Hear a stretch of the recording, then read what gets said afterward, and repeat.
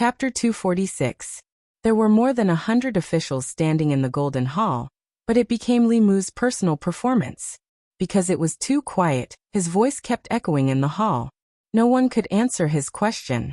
These rules, which had been tacitly agreed upon by the officials, were laid bare in front of them. It was enough to make everyone in the imperial court blush with shame. The officials were silent, and so was the academy. Li Mu continued, talking about the demon kingdom, the ghost realm, the 4 barbarians of the devil sect. These are all excuses. Everyone here knows better than anyone else that the problem of the Great Zhou dynasty is not outside, but in the imperial court, in this golden hall.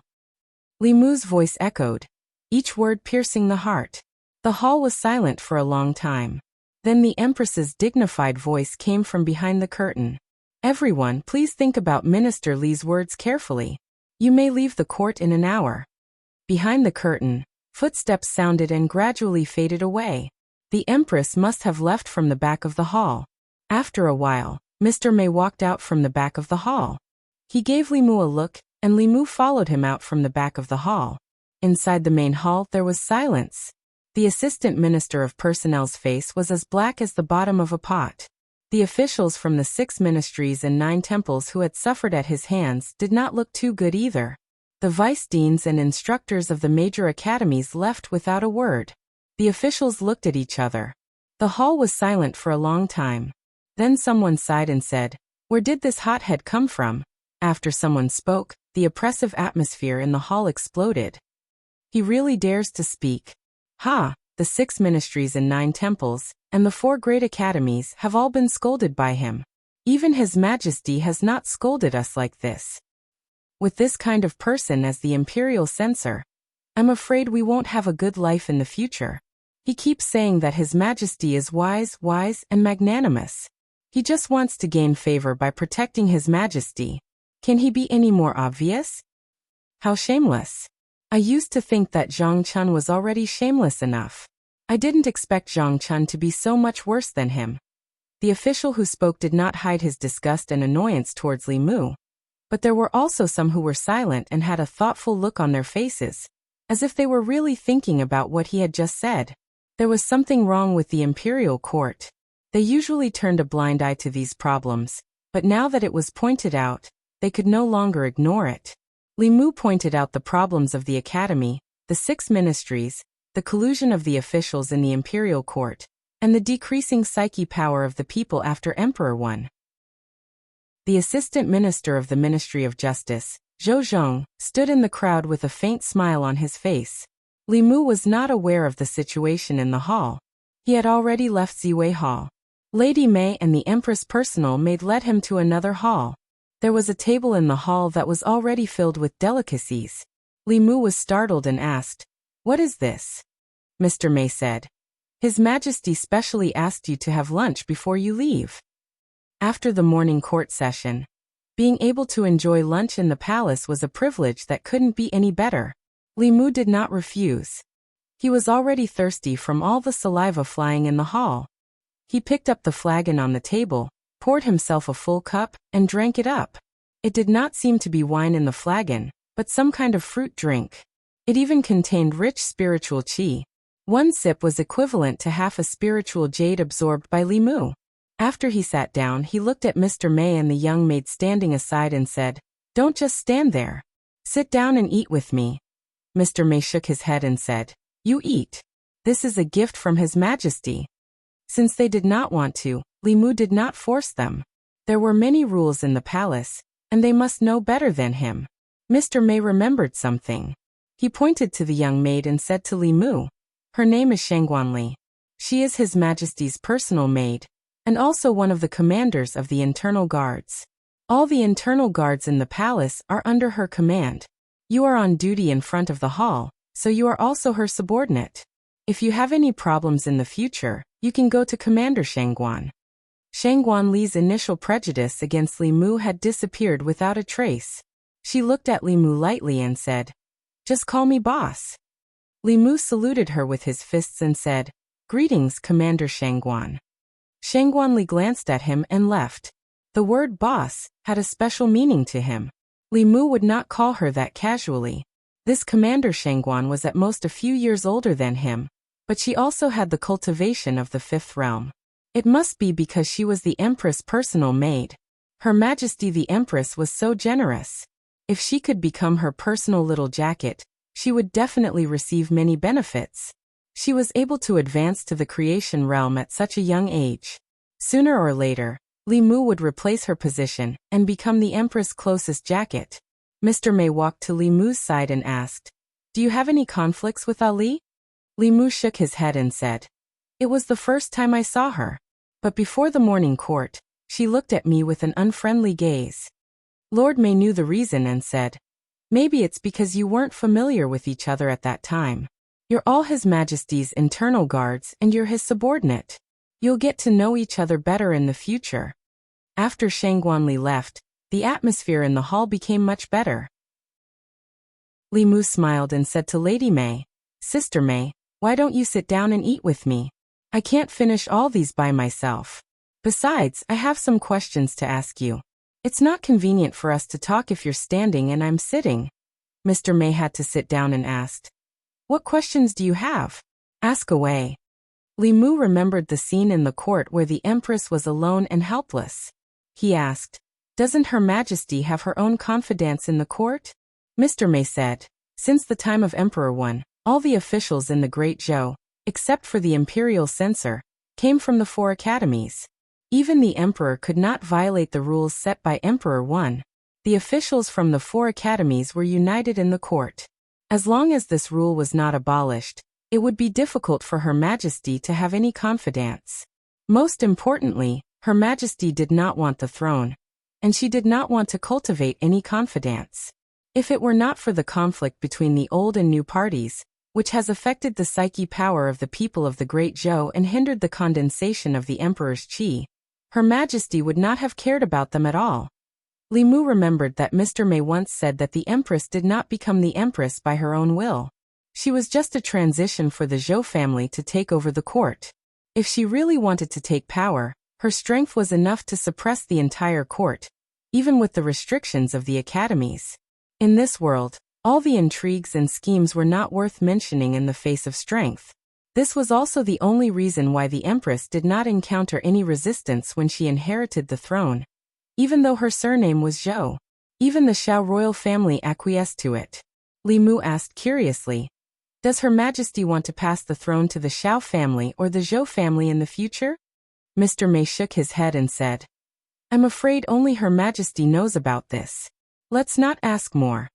She looked at Li Mu and said, "You are much braver than I thought. Most people can't even stand steadily in front of hundreds of officials for the first time, let alone point at their noses and scold them like you. Just now, you finally helped Her Majesty vent her anger." Li Mu did not care at all. He said, "I have Her Majesty behind me. What am I afraid of?" Mr. Mei patted him on the shoulder and said, "Don't worry. As long as you are loyal to Her Majesty, Her Majesty will not mistreat you." Li Mu's protection of the Empress was based on the fact that she would not mistreat him. As long as the Empress did not mistreat him, he could naturally guarantee his loyalty to her. Flattering her in court and protecting her image were all small things. In the future, Li Mu would use practical actions to tell her that as long as he had enough spiritual jade, there were still many things he could do. Li Mu did not finish the delicacies given by the Empress. Before he left, he also brought some fruits and pastries for Xiaobai. Mr. Mei said, "Let me see you out. This place is very close to the West Palace. You can't wander around. If you offend the concubines of the previous emperor, Her Majesty will be in a difficult position." Li Mu was escorted out of the harem by Mr. Mei. When he passed by Ziwei Palace, he happened to see hundreds of officials coming out of the palace. Li Mu was walking behind. When he saw Zhang Chun, he hurriedly said, "Sir Zhang, wait for me." Hearing the familiar voice behind him, Zhang Chun's footsteps quickened. Li Mu quickly caught up with Zhang Chun and said, "Sir Zhang, why are you walking so fast?" Zhang Chun hurriedly said, No, Sir Li, don't call me sir in the future. I can't accept it, really. The imperial censor in the palace was only a 7th-rank official. Zhang Chun was now a 5th-rank official. Moreover, Li Mu's identity was only useful during the morning court. Normally, he was still a constable in the divine capital. However, since Zhang Chun said so, he did not force him. He said, "Old Zhang, what are you afraid of?" Zhang Chun looked at him and said in shock, "Are you really stupid, or are you pretending to be stupid? After what you did in the court, there will be no place for you in the divine capital. You may not be afraid of them, but I'm afraid of being implicated by you." Li Mu said, "I don't need them to tolerate me. I only need Her Majesty to tolerate me." He glanced at Zhang Chun and asked, "Besides, do you think it's useful for you to hide from me now?" Zhang Chun thought carefully and realized that he and Li Mu were grasshoppers in the same boat. He sighed and asked, "You disappeared for so long just now. Did Her Majesty summon you alone?" "No, she didn't." Li Mu shook his head and said, "Her Majesty told me to have lunch in the harem before leaving. I came out after lunch." "Lunch?" Zhang Chun licked his lips and asked, "How's the lunch in the palace? Is it rich? How many dishes are there?" Li Mu said, "It's quite rich. There are more than 30 dishes. The spirit wine is also delicious. One sip and the wine is wrapped in spirit qi." Zhang Chun's throat moved. He turned his head and said, "I heard that the imperial kitchen's cooking is not that good. I still prefer the home-cooked food my wife makes." Li Mu felt the same. He said, "I also like the food my wife makes." Zhang Chun was stunned. "You have a wife?" Li Mu nodded and said, "You met her in Yangqiu County. She's Lady Lu from the Union Pavilion. However, she's still in the North County and won't come to the divine capital until a few days later." Zhang Chun had a deep impression of the beautiful manager of the Union Pavilion. He sighed and said, "Why do all the good things happen to you?" Li Mu was taught and influenced by Li Si. He said, "As long as a girl puts down her face, it's easy to get her." Zhang Chun thought of his performance in the palace and nodded. "You're quite shameless when you're protecting Her Majesty." Then he suddenly thought of something and looked at Li Mu in disbelief. Chapter 247. Zhang Chun suddenly felt that he had unwittingly discovered a huge secret. The Empress had ascended the throne for 3 years, but she had never revealed who she would pass the throne to. The Xiao clan and the Zhou clan. One was the original royal family of the Great Zhou, while the other was the Empress's maternal family. According to everyone's guess, after the Empress abdicated, either the Xiao clan would regain power or the Zhou clan would replace her. The officials in the court would be led by the Xiao clan and the Zhou clan, and they would fight for the throne. The only thing they didn't expect was for the Empress to have other plans. Why would Her Majesty pass the throne to the Xiao clan? To the Empress, the Xiao clan was an outsider and had no blood relations with her. A married daughter was like spilled water. She was no longer a member of the Zhou clan. What good would it do her to pass the throne to the Zhou clan? The Zhou clan's blood relations with her would become weaker and weaker. Who knew what they would think of her in the future? Instead of passing the throne to an outsider, why not give birth to one herself? Wouldn't it be better for her own children to inherit the throne than outsiders like the Zhou clan and the Xiao clan? With this bold assumption in mind, Zhang Chun began to speculate. If Her Majesty wanted to pass the throne to her children, what was the biggest obstacle? The Xiao clan and the Zhou clan were nothing to be afraid of. Her Majesty herself was a transcendence expert, a 7th realm transcendence expert. She was the strongest existence in the 10 continents. The legendary 8th realm and 9th realm only existed in legends. The 7th realm was the peak of the world. If Her Majesty insisted on having her way, who could stop her from the Xiao clan and the Zhou clan? The only thing that could restrain Her Majesty was the Academy. Not only did the Academy have transcendent cultivators, but the officials in the court also came from the Academy. It would be difficult for Her Majesty to subdue them. That was why Her Majesty wanted to weaken the Academy's position in the court, and why she wanted to reduce the quota for the Academy. Connecting the dots, Zhang Chun knew that he had discovered the truth. The last problem was that Her Majesty had no children. Although she was the crown princess and the empress, it was said that the former crown prince liked men, and was only husband and wife on the surface. After ascending the throne, Her Majesty didn't establish a harem. Who did she want to have children with? Zhang Chun's gaze involuntarily turned to Li Mu. Her Majesty's love for Li Mu and her meticulous love for Li Mu was something that even he couldn't bear to see. The answer was obvious. Li Mu was the future empress. Li Mu and Zhang Chun walked out of the palace. Along the way, Zhang Chun did not speak. Li Mu thought that he was really frightened. Just as he was about to turn around, Zhang Chun suddenly looked at him with a face full of smiles and asked, "Your Majesty, I know Li Mu, to be honest, how do you think this official treats you?" Li Mu then said, "It's all right." "What do you mean by okay?" Zhang Chun looked displeased and said, "Back in Yangqiu County, I took good care of you. Now that you've come to the divine capital, you've caused so much trouble for me. Have I ever complained?" "Li Mu, you complain every time." "It's not important." Zhang Chun waved his hand and said, "You made a big mistake and offended someone you shouldn't have offended. When have I not cleaned up your mess behind your back? Touch your conscience and tell me, have I not treated you well?" Li Mu touched his conscience and thought carefully. He said, "Sir, you've been very good to me." This was the truth. If it were another superior, Li Mu would have been pushed out to take the blame the first time he caused trouble for him.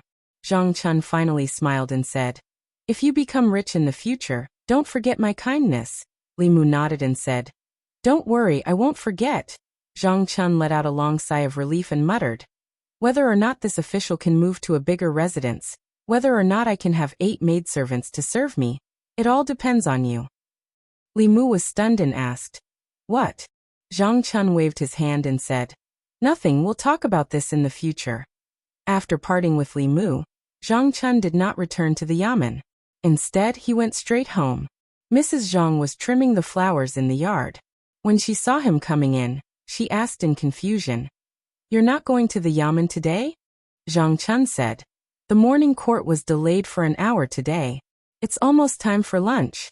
I'll go back to the yamen after lunch." Mrs. Zhang put down the scissors and said, "You must be tired after standing all morning. Go back to your room and rest for a while. I'll cook." Zhang Chun rolled up his sleeves and said, "I'll help you." Mrs. Zhang shook her head and said, "You'd better rest. The kitchen is so small that it can't accommodate 2 people. Zhang Chun held her hand and said, "Madam, you've suffered. I promise that I'll give you a bigger house in the future. At least 5 rooms. The kitchen must also be big. It won't be crowded for 10 people to stand." Mrs. Zhang patted his hand and said, "Such a big house is enough to live in. Many officials in the court don't even have their own houses." Zhang Chun smiled and said, "In short, madam, just wait and see. One day, I'll let you live in a bigger house. In the future, there will be maidservants to do the cooking and cleaning. You can be served comfortably by them." "Good, good, good. I'll wait for that day." Mrs. Zhang shook her head helplessly and said, "Let's not talk about this first. What do you plan to do about Yi?" Zhang Chun asked, "What's the matter with Yi?" Mrs. Zhang said, "Yi will be 20 next year. She hasn't found a husband yet. You're not worried, but I am. When I was her age, I was already pregnant with her." Zhang Chun shook his head and said, "What's the hurry? In the past, I didn't like any of the people who came to propose marriage. Now that we're in Luoyang, they don't like us." Mrs. Zhang said, "I think that Li Mu under you is not bad. He's handsome and shu." Before she could finish her words, Zhang Chun covered her mouth. Zhang Chun widened his eyes and looked at her in horror. He said, "Put away your bold idea. Don't mention this in the future. Don't even think about it." Today's morning court session was more than an hour later than usual. When it was dismissed, it was already close to noon. Many officials were like Zhang Chun. After leaving the palace, they did not return to the yamen. Instead, they chose to go home. Most of the officials in the court did not have their own houses in Luoyang. They lived in the government offices and made do with their 2 meals a day. There were also some officials who lived in the North Court, which was not far from the palace. They could have lunch at home. When the assistant minister of the Ministry of Personnel returned home, he locked himself in his study with a gloomy expression. The servants in the house did not know what happened. They only heard the sound of porcelain shattering in the study. They guessed that their master must have been angered during the morning court session. They did not dare to approach and only watched from afar. When the director of the Ministry of Justice returned home, he called his son to him and warned him sternly, "Be smart in the future. Don't provoke that Li Mu again." Otherwise, I'll break your legs and make you stay at home for the rest of your life. Yang Xiu shook his head and said, I won't do it again. Even Minister Zhou died in his hands. I'm afraid he'll strike me with lightning. After saying that, he mustered up his courage and asked, Did Li Mu do something big again? The director of the Ministry of Justice said, It's not just something big. He scolded all the officials in the court like they were his grandsons, but no one dared to talk back. People like him who don't care about their lives should stay as far away as possible from now on. The North Court, where the officials gathered, was usually quiet and secluded. However, at noon angry curses could be heard from the various officials' mansions. Damn it! There are so many officials in the court. Is he the only one who's clean? In order to get the Empress' favor, he doesn't even care about his face. How can there be such a shameless person in the world? In the North Court, the servants in the various officials' mansions vaguely learned something from their master's angry words. They could not help but exclaim in surprise when they discussed it in private. They had lived in Luoyang for so long and worked in the official mansions. They often heard about the court affairs, but they had never heard of such a strange thing. In a restaurant somewhere in Luoyang, in the main hall, two guests were eating and chatting. Have you heard? Something big happened in the court today. How would a vegetable seller like you know about what happened in the court? I heard it from a servant in a high-ranking official's house. They just came out to purchase, so I casually eavesdropped on them. If you hear this, you'll definitely be shocked. Don't keep us in suspense. What happened? Hurry up and tell us. Hee, I heard that someone scolded all the officials, and even the academy during the morning court. He scolded the academy's students and instructors for being immoral. He pointed at the assistant minister of personnel's nose and scolded him for harboring his relatives.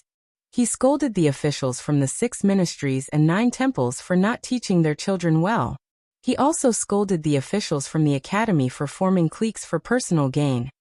How can someone be so bold? Does he not want his head anymore?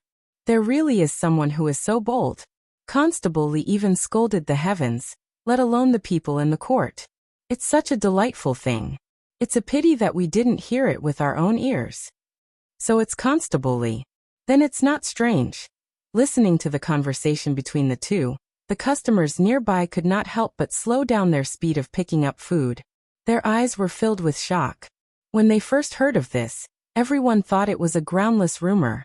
However, when they left the restaurant and realized that there were many people in the divine capital spreading the news, even those who did not believe it at first could not help but believe it a little. Although they only heard about it from the mouths of others, countless people could not suppress the surging passion in their hearts every time they imagined the scene in the morning court. The children of the officials bullied others and the people. They did whatever they wanted, but the people did not dare to speak up. The students of the academy committed serious crimes, but the academy shielded them and released them without charges. The people could only complain in their hearts. The officials in the court formed cliques for personal gain and fought for power. The court was in a mess and the people in the divine capital had no way of making a living. The people could only watch helplessly. It was not that they had nothing to say, but they did not dare and did not have the right to speak. Now there was finally someone who had the right and was willing to speak up for them. This gave the people of the divine capital a glimmer of hope. Li Mu was the light of the divine capital. The Li residence. Li Mu was feeding Xiaobai moves. Suddenly he raised his head and looked outside. He felt an extremely powerful psyche power aura from the street in the distance. Chapter 248. That wave of psychokinesis was extremely powerful. Even from such a distance, Li Mu could clearly feel it. He walked out of the house and onto the main street, causing an uproar among the people of the divine capital.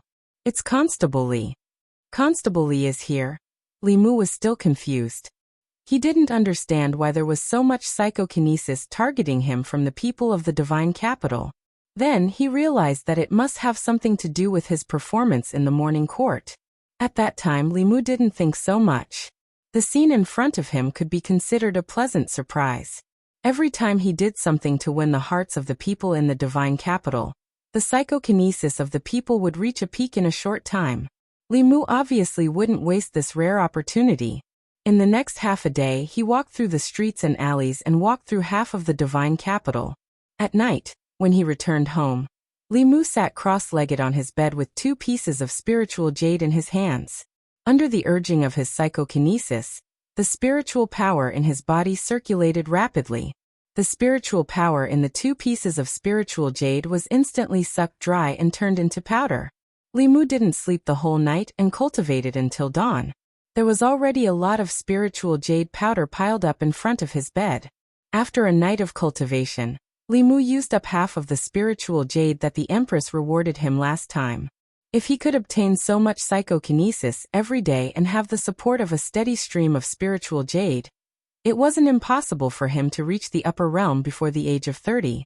Unfortunately, spiritual jade was hard to find and psychokinesis was even harder to obtain. Only the royal family could take the psychokinesis of the people of the Great Zhou and condense it into Emperor Qi to directly create a 7th realm powerhouse. Even so, this process would take at least 10 years or even decades. In terms of cultivation alone, Li Mu was very close to the peak of the Jushen realm. However, it wouldn't be easy to break through to the next realm. Some people reached the Jushen realm before the age of 30, but they couldn't achieve remarkable power in their lifetime. In addition to the accumulation of spiritual power, the breakthrough of a major realm also required opportunities. Without a doubt, Li Mu's opportunity was Lu Hanyan. Unfortunately, she was far away in the north region. The 2 of them were thousands of miles apart. However, even if there was a chance to break through now, Li Mu did not dare to touch it lightly. His mana was growing too fast, and his foundation was not stable. It was easy for his inner demons to invade him, and when he was advancing, it was the easiest time for the inner demons to invade him. Before he completely settled the woman in his dreams, Li Mu did not dare to try. Speaking of the woman in his dreams, she had not appeared for a long time. Although Mr. May had told him not to worry and to let nature take its course, Li Mu could not be at ease when it happened to him, and was out of his control. It was a pity that he didn't have a chance to meet Her Majesty other than the morning court assembly. Otherwise, he could ask Her Majesty how to suppress and eliminate his inner demons. As a level 7 cultivator, this should be a simple matter for her.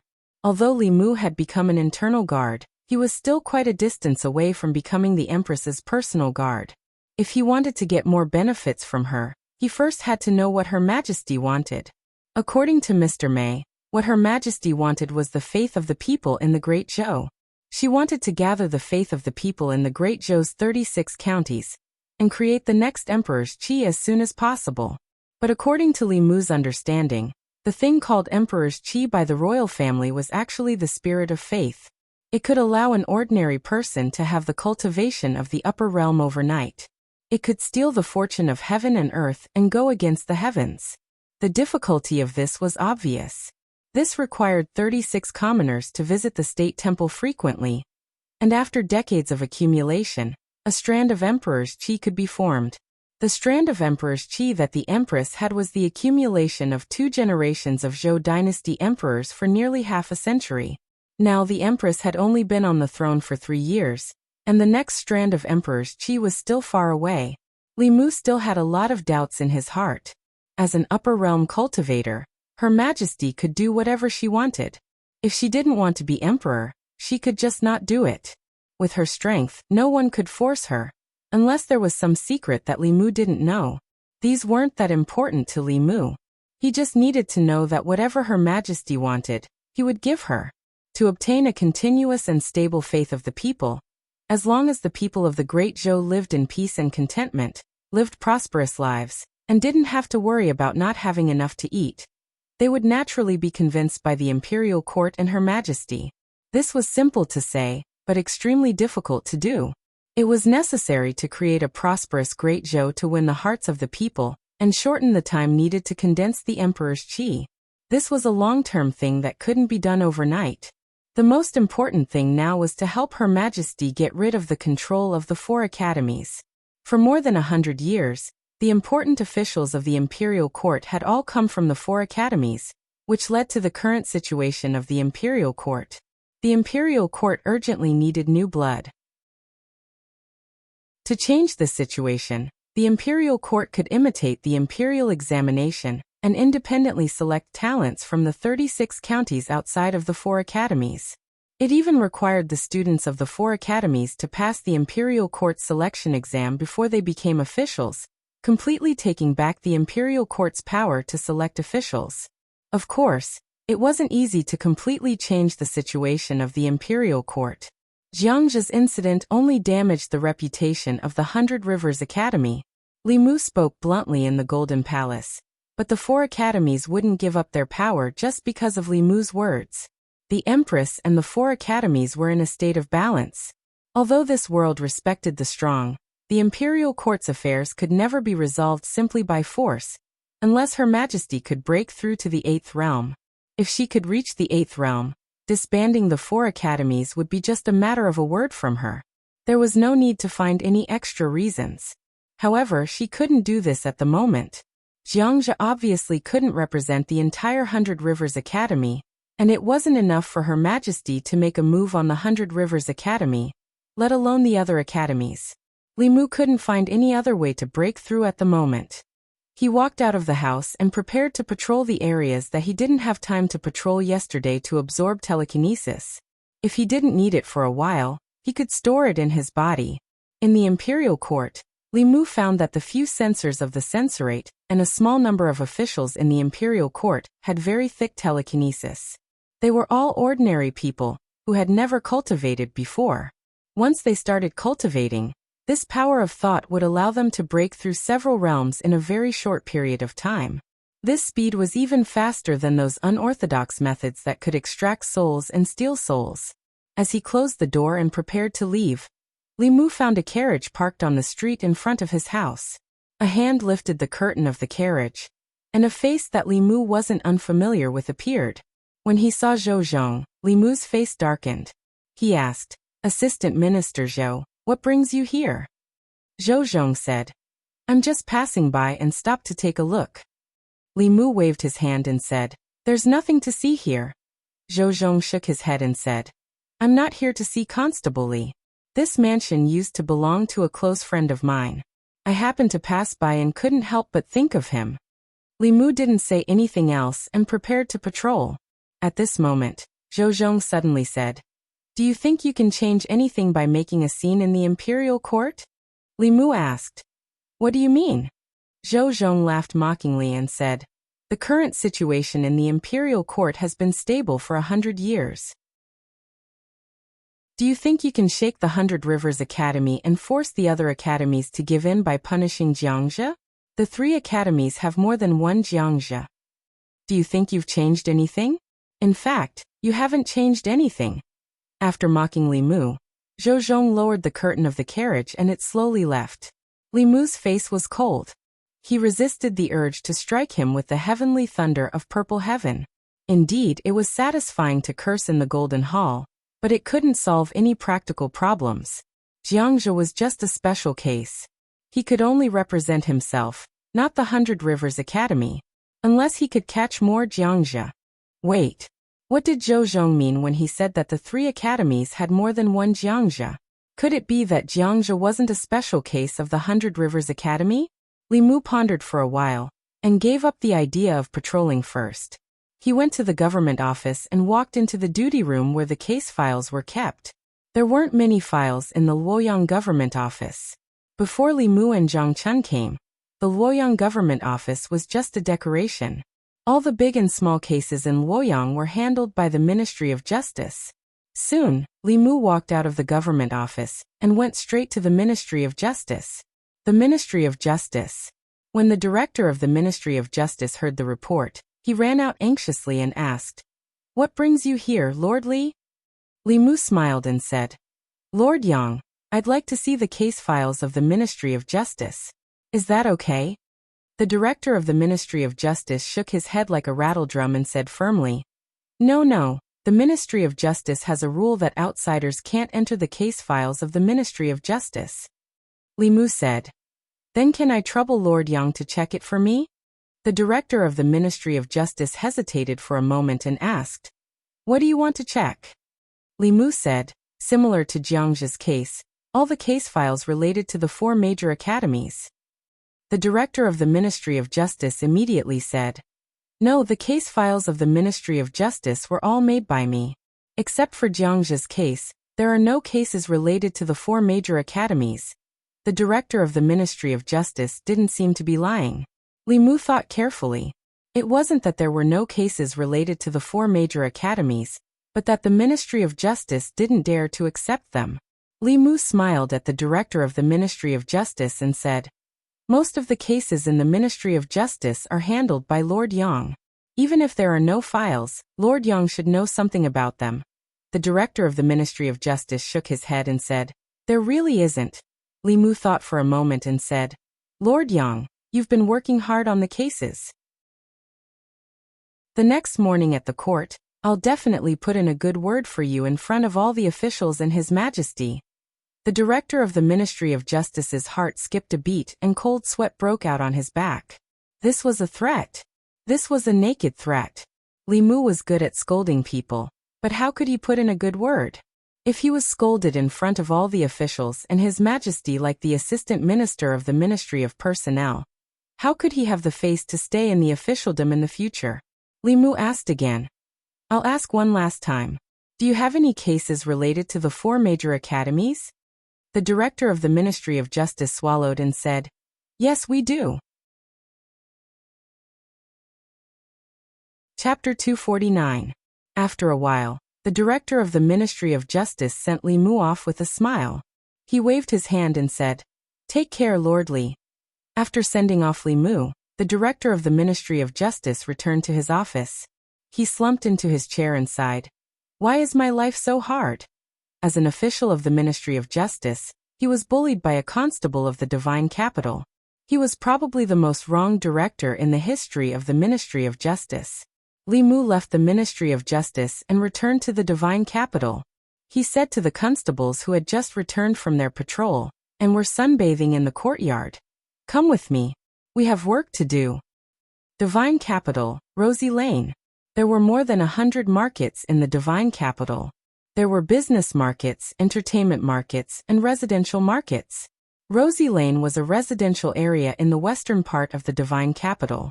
Although it was not comparable to the markets where the southern courtyard and northern courtyard lived, it was still considered prosperous among the hundreds of markets in the divine capital. Most of the people who lived in Rosy Lane were wealthy. Most of the houses in the market had 2 or 3 courtyards. Li Mu came to a house. Wang Wu looked up at the 2-word Su Mansion on the plaque. Without waiting for Li Mu's order, he went up and knocked on the door. After a long time, slow footsteps came from inside. An old man with a wrinkled face opened the door and asked, "Sirs, what's the matter?" Li Mu went up and said, "We're from the divine capital. We're investigating a case and need your cooperation." The old servant opened the door and said, "Sirs, please come in. I'll get the master." Li Mu and the others walked into the courtyard, and the old man walked into a room. Soon, a middle-aged man walked out of the room with quick steps.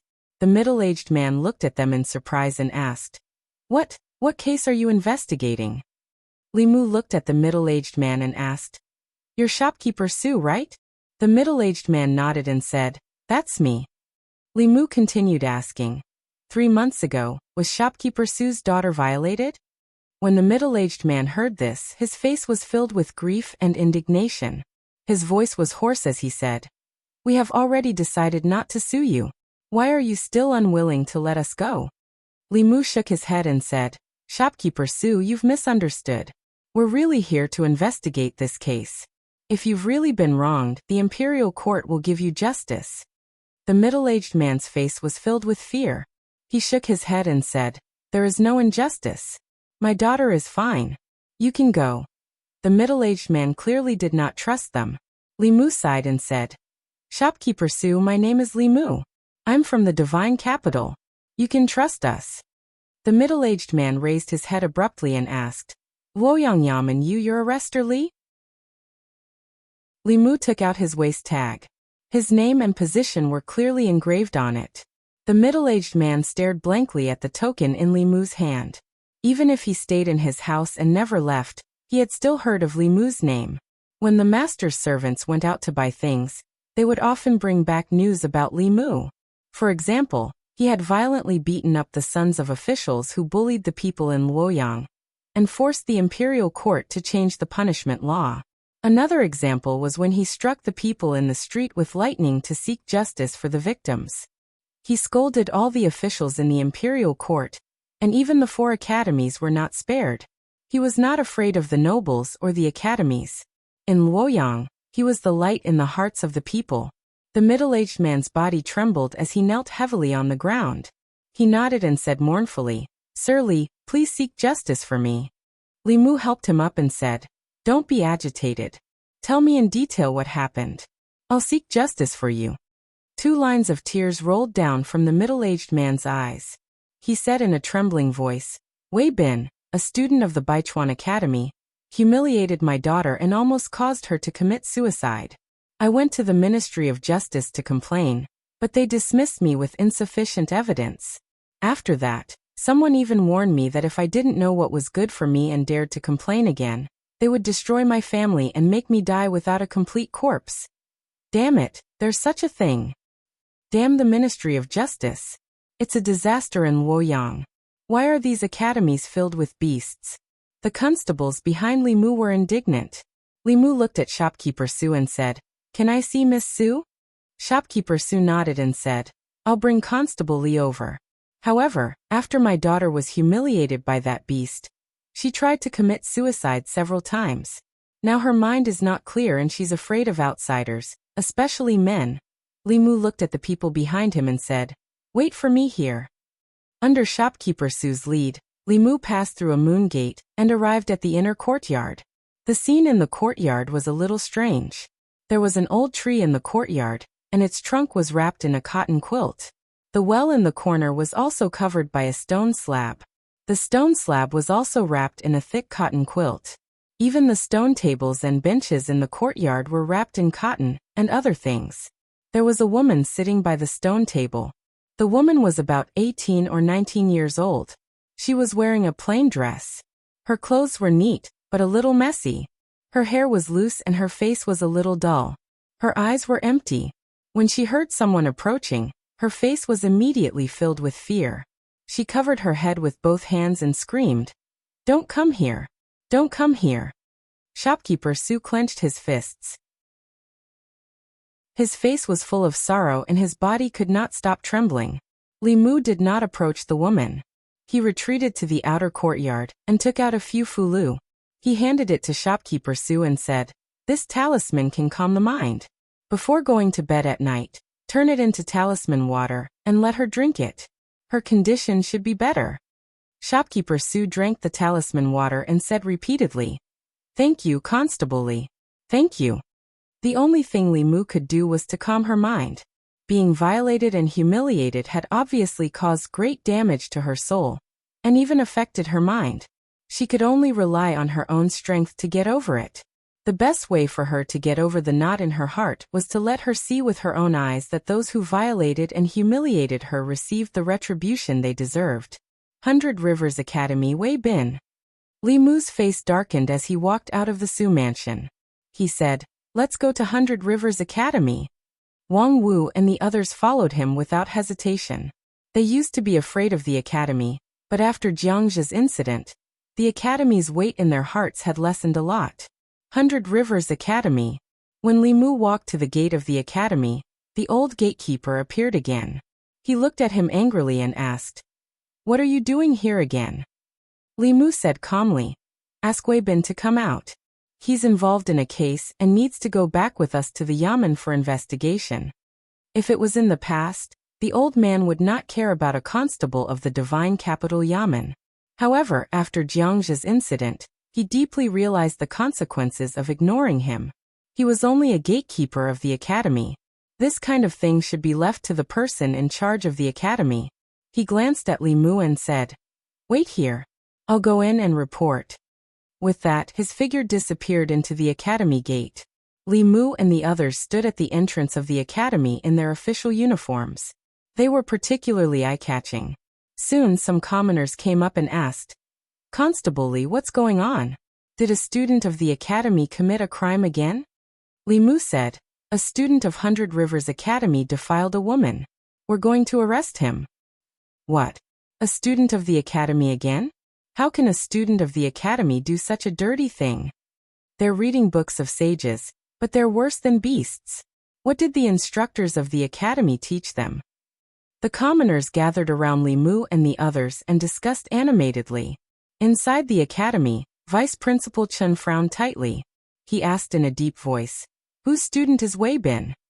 A middle-aged man stood out from the group of instructors in front of him and said nervously, "He's my student."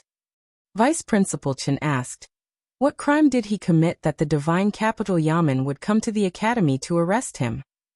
The middle-aged man shook his head and said, "I don't know either." Vice Principal Chen snorted and said, "No matter what crime he committed, the Divine Capital Yamen wants him. Let them take him away and punish him accordingly. In the future, the academy is not allowed to interfere with the matters of the students." The middle-aged man thought for a while and asked, "But won't this damage the academy's reputation?" "What reputation does the academy have?" Vice Principal Chen waved his hand and said, "His Majesty is still worried about finding a reason to attack the academy. Don't give them any chance. If he wants Wei Bin, give him Wei Bin." Li Mu and the others didn't have to wait for long outside before a young man with a pale face and trembling body was brought out of the academy.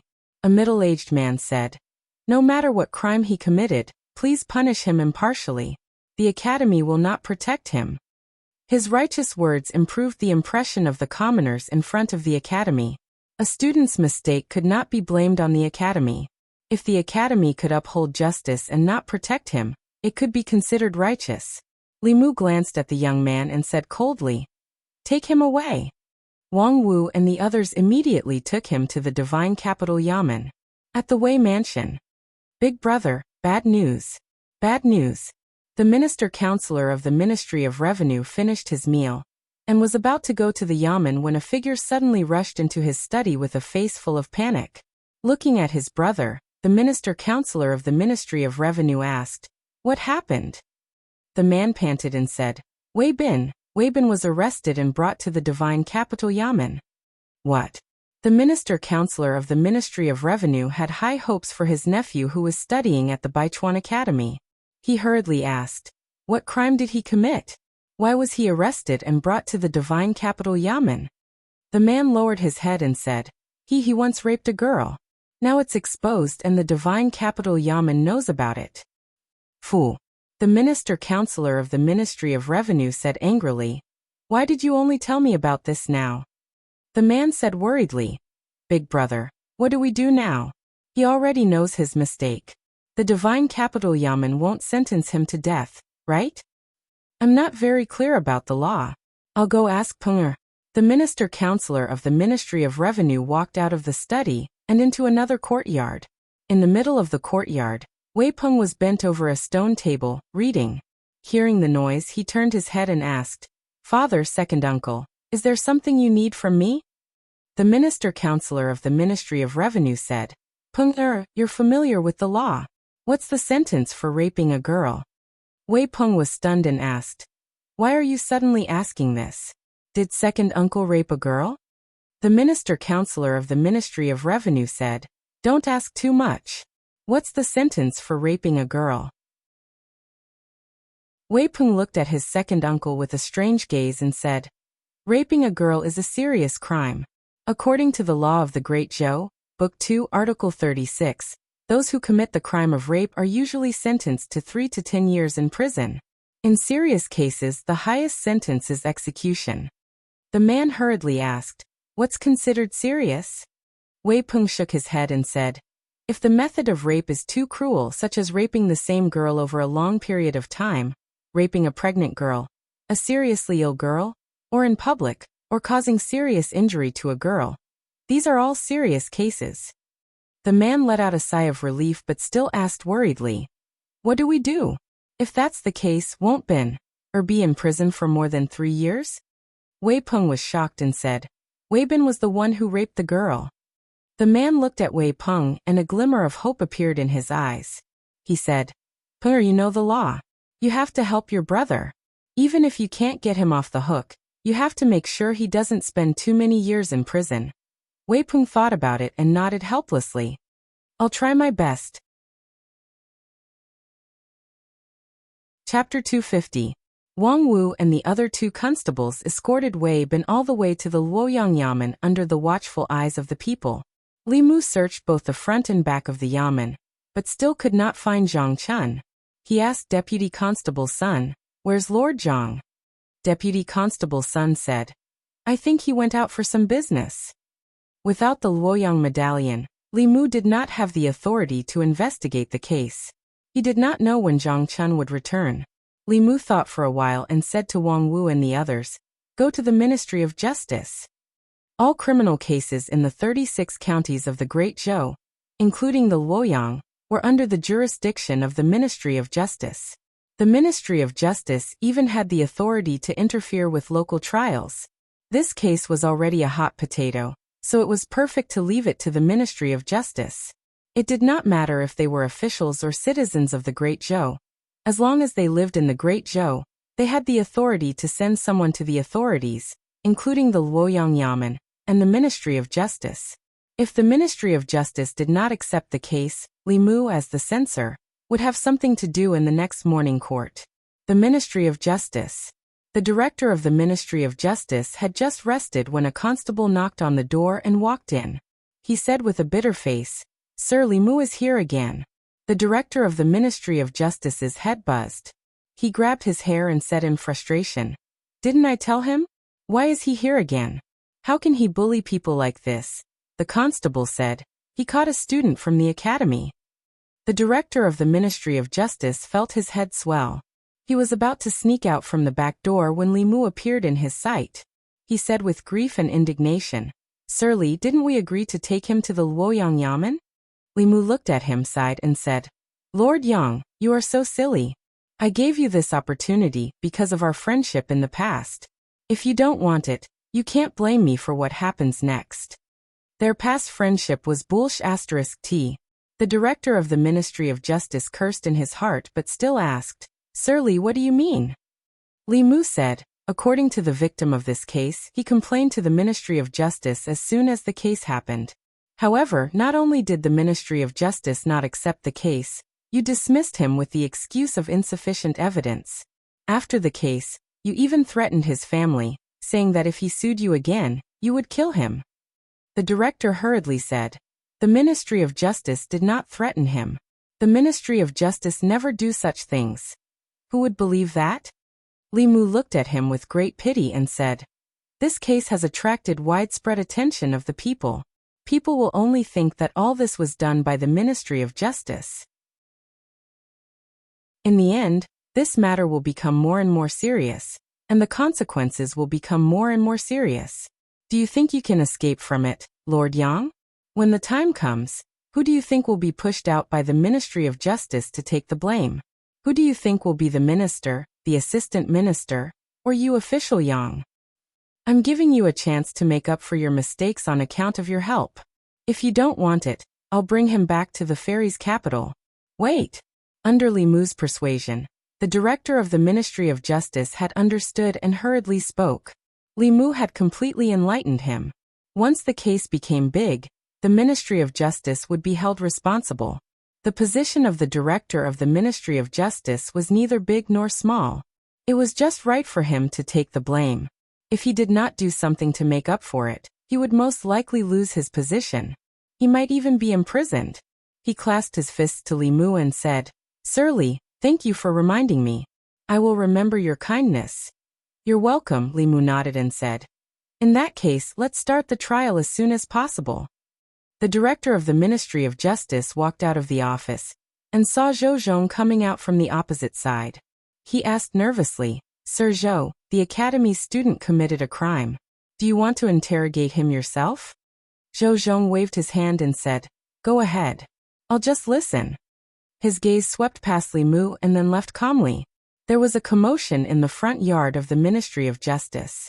The minister-counselor of the Ministry of Revenue, Wei Bin's father, and Wei Peng had just arrived from the Luoyang Yamen. The minister-counselor of the Ministry of Revenue saw the director of the Ministry of Justice and immediately said, "Sir Yang, please wait." The director of the Ministry of Justice turned and asked, "Sir Wei, why are you here?" The minister-counselor of the Ministry of Revenue sighed and said, Wei Bin is my nephew. The director of the Ministry of Justice was surprised. Then he shook his head and said, If Sir Wei is here to plead for Wei Bin, then I'm sorry. This case has attracted a lot of attention. I can't be biased. The minister-counselor of the Ministry of Revenue shook his head and said, Of course not. Wei Bin is guilty. I just want to listen. The director of the Ministry of Justice nodded and said, Yes, but Sir Wei's identity is special. You can only listen outside the court. The minister-counselor clasped his fists and said, Thank you, Sir Yang. Then he said, Can we have a few words with Wei Bin? The director of the Ministry of Justice hesitated and said, At this moment, Zhou Zhong said from afar, Don't take more than half an hour. The minister-counselor of the Ministry of Revenue was grateful and said, Thank you, Sir Zhou. The three of them walked to Wei Bin's side. Wei Bin's face was pale and he said in panic, Uncle, father, save me. The minister-counselor of the Ministry of Revenue was angry and said, Bastard, I didn't send you to the academy to rape women. Now you know fear. Why didn't you know when you were doing evil? Wei Bin's father hurriedly said, Now is not the time to talk about this. Bin, from now on remember every word your brother says. Later in the court, you will do as your brother says. That way, you will receive the lightest punishment. Wei Bin nodded and said, I will not speak carelessly. Wei Peng looked at him and asked, Did you really do this? Wei Bin nodded and said, It was me. Wei Peng asked again, Did you use violence during the process? Wei Bin shook his head and said, No, we only started after she was unconscious. Wei Peng was stunned and asked, We? Wei Bin said, I wasn't the only one who did this. Wei Peng thought for a while and said, Got it later, no matter what the sir asks, as long as you did it, just admit it. If you confess, you can fight for a reduced sentence. After that, you can confess to all the people who committed the crime with you.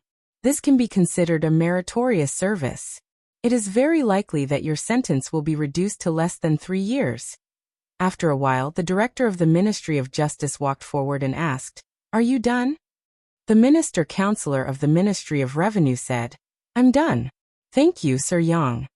The director of the Ministry of Justice walked to the court and asked for instructions from the minister-counselor of the Ministry of Justice. He said in a low voice, Begin the court. Wei Bin was brought to the court. The director of the Ministry of Justice sat at the top. Li Mu and the minister-counselor sat on his left and right to listen to the trial. The director of the Ministry of Justice patted the gavel and said, Men, summon the Sioux woman to the court. Li Mu raised his head and said, Sir Yang, the Sioux woman has been defiled by Wei Bin. Her body and mind have been injured. She is afraid of seeing strangers, and is not suitable to be brought to the court. Directly interrogating Wei Bin is enough. The director of the Ministry of Justice thought for a while and nodded. Sir Li is very considerate. He patted the gavel again and looked at Wei Bin.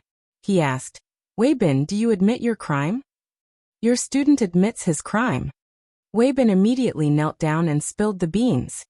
3 months ago, on the night of the 6th day of the 2nd lunar month, your student tricked Su Yao to an inn and drugged her, then violated her. The director of the Ministry of Justice was stunned. He did not expect Wei Bin to confess so quickly. He did not even ask anything and Wei Bin had already confessed everything. He quickly recovered and said, Since you have confessed, then according to the 36th article of the 2nd book of the Law of Great Zhou, the punishment for raping a woman is between 3 and 10 years in prison. That woman was injured physically and mentally because of your rape. I now sentence you to 7 years in prison. Your Excellency, please wait. Wei Peng stood outside the court and loudly said, Although Wei Bin is guilty, he did not use violence or coercion. Moreover, he confessed his crime on his own initiative. According to the law, Your Excellency should be given a lighter sentence. The director of the Ministry of Justice frowned. Do I need you to teach me how to judge a case? If you dare to disturb my judgment again, you will be punished for disturbing the court.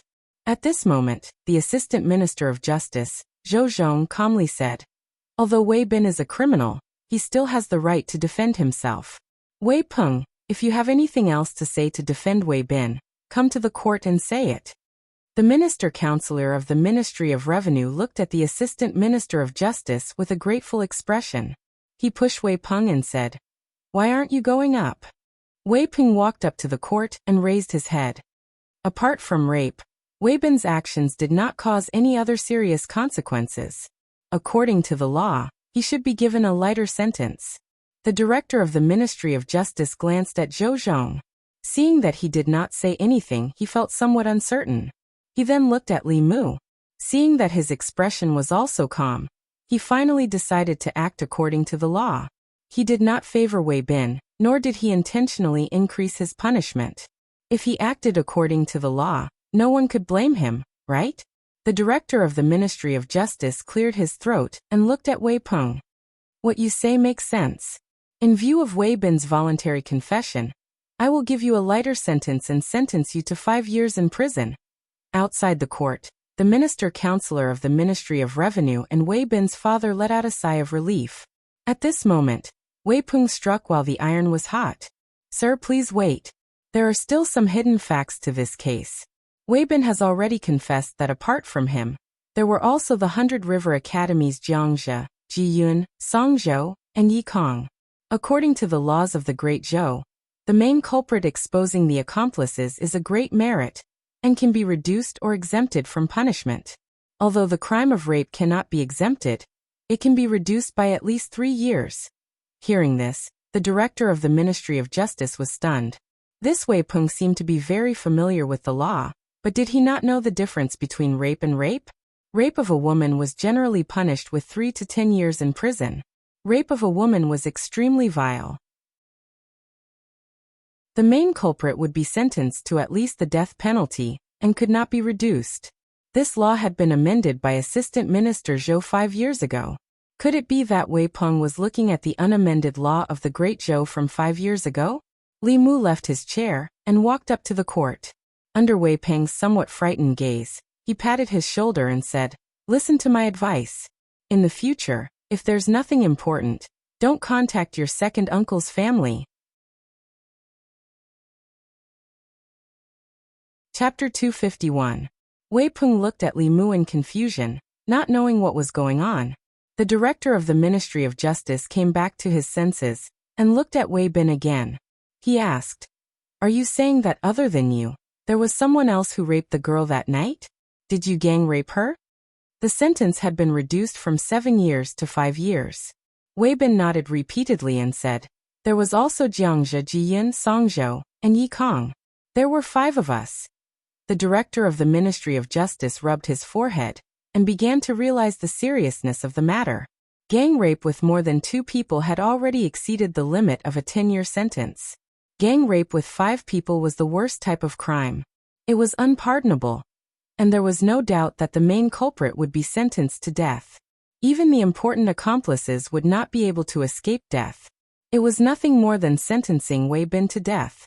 Among all the death sentences, death by beheading was undoubtedly the lightest. Worse than death by beheading, there were also dismemberment by 5 horses, death by 1,000 cuts, and even torture against the soul. Just thinking about it made one shudder. Wei Bin was a member of the academy after all. He did not know what to do. He looked at the assistant director of the Ministry of Justice and gave him a questioning look. Zhou Zhong stood up and said, "Just sentence it as it should be."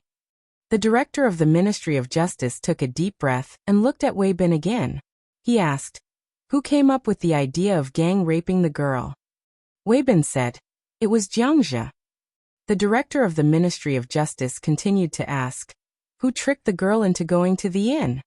Wei Bin said, "It was me. It was Ji Yin who drugged her. Sir, I've already confessed. Can I not go to jail?"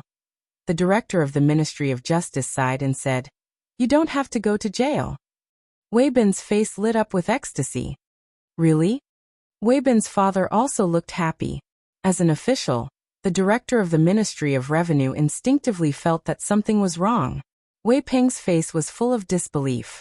Once a woman was raped, there was no way to escape punishment. How could Wei Bin not have to go to jail? At this moment, the director of the Ministry of Justice continued. According to the 36th article of the 2nd volume of the Law of Great Zhou, Wei Bin, Jiangzhe, and Ji Yun as the main culprits of the gang rape case, are sentenced to death. The others are to be sent back to the yamen for trial. Wei Bin was stunned for a moment, and the smile on his face froze. He suspected that he had heard wrongly. His sentence had clearly been reduced from 7 years to 5 years. How did it suddenly become a death sentence? Wei Bin's father rushed to the court and said in shock, "Lord, how could this be? You can't judge him like this. You can't judge him like this," Wei Peng cried out loudly. "My lord, this is against the law." The director of the Ministry of Justice ordered one of the bailiffs, "Show him the law of Great Zhou from our yamen." The bailiff left the court and soon came back with a thick book and handed it to Wei Peng. As soon as he held the book, Wei Peng felt that it was completely different from the law of Great Zhou that he had been reading these days. This book was slightly heavier and thicker than the ones he had been reading. The pages also looked like they needed to be updated. The pages of his law of Great Zhou were already yellowed. He skillfully flipped to the second volume, and sure enough, he found an additional explanation after that law. Under the crime of rape, if there were 2 or more people taking turns, the punishment would be severe. If there were 5 or more people taking turns, the main offender and important accomplices would be executed at the very least. Wei Peng's body trembled, and the law of Great Zhou in his hand fell to the ground. All this time he had been studying the outdated law, forgetting to eat and sleep. His face was filled with grief and indignation as he lamented, "Yang Xiu has wronged me." Li Mu returned to his position. At this point in the investigation, Wei Bin, Jiang Zhe, and the other 2 could not escape death. Even if Wei Bin was willing to plead guilty, it could not change this fact. Whether he was willing to plead guilty or not, the Ministry of Justice could easily obtain the complete truth from him. Apart from Wei Bin and Jiang Zhe, there were 3 more people from the 100 Rivers Academy that needed to be arrested. Li Mu walked to the director of the Ministry of Justice and said, "There are 3 more criminals from the 100 Rivers Academy. I know that Lord Yang is afraid of the academy. My divine capital Yamen will help you capture this person. What do you think, Lord Yang?" The director of the Ministry of Justice was worried about this matter. When he heard this, he said happily, "That's naturally the best." Li Mu walked past Wei Bin and the others and strode out of the Ministry of Justice. He said to Wang Wu and the others who were waiting outside, "Let's go back to the 100 Rivers Academy." The group of people returned to the 100 Rivers Academy from the Ministry of Justice. Along the way, they were surrounded by people. "Bastards. The Academy has taught a bunch of bastards. Calling them bastards is an insult to bastards. They are worse than bastards.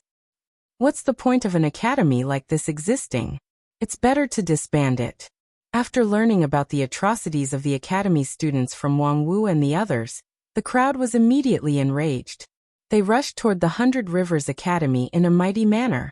The higher the academy's status in the hearts of the people, the worse the fall would be when they fell from the altar. In the past, no one in the divine capital dared to reprimand the academy.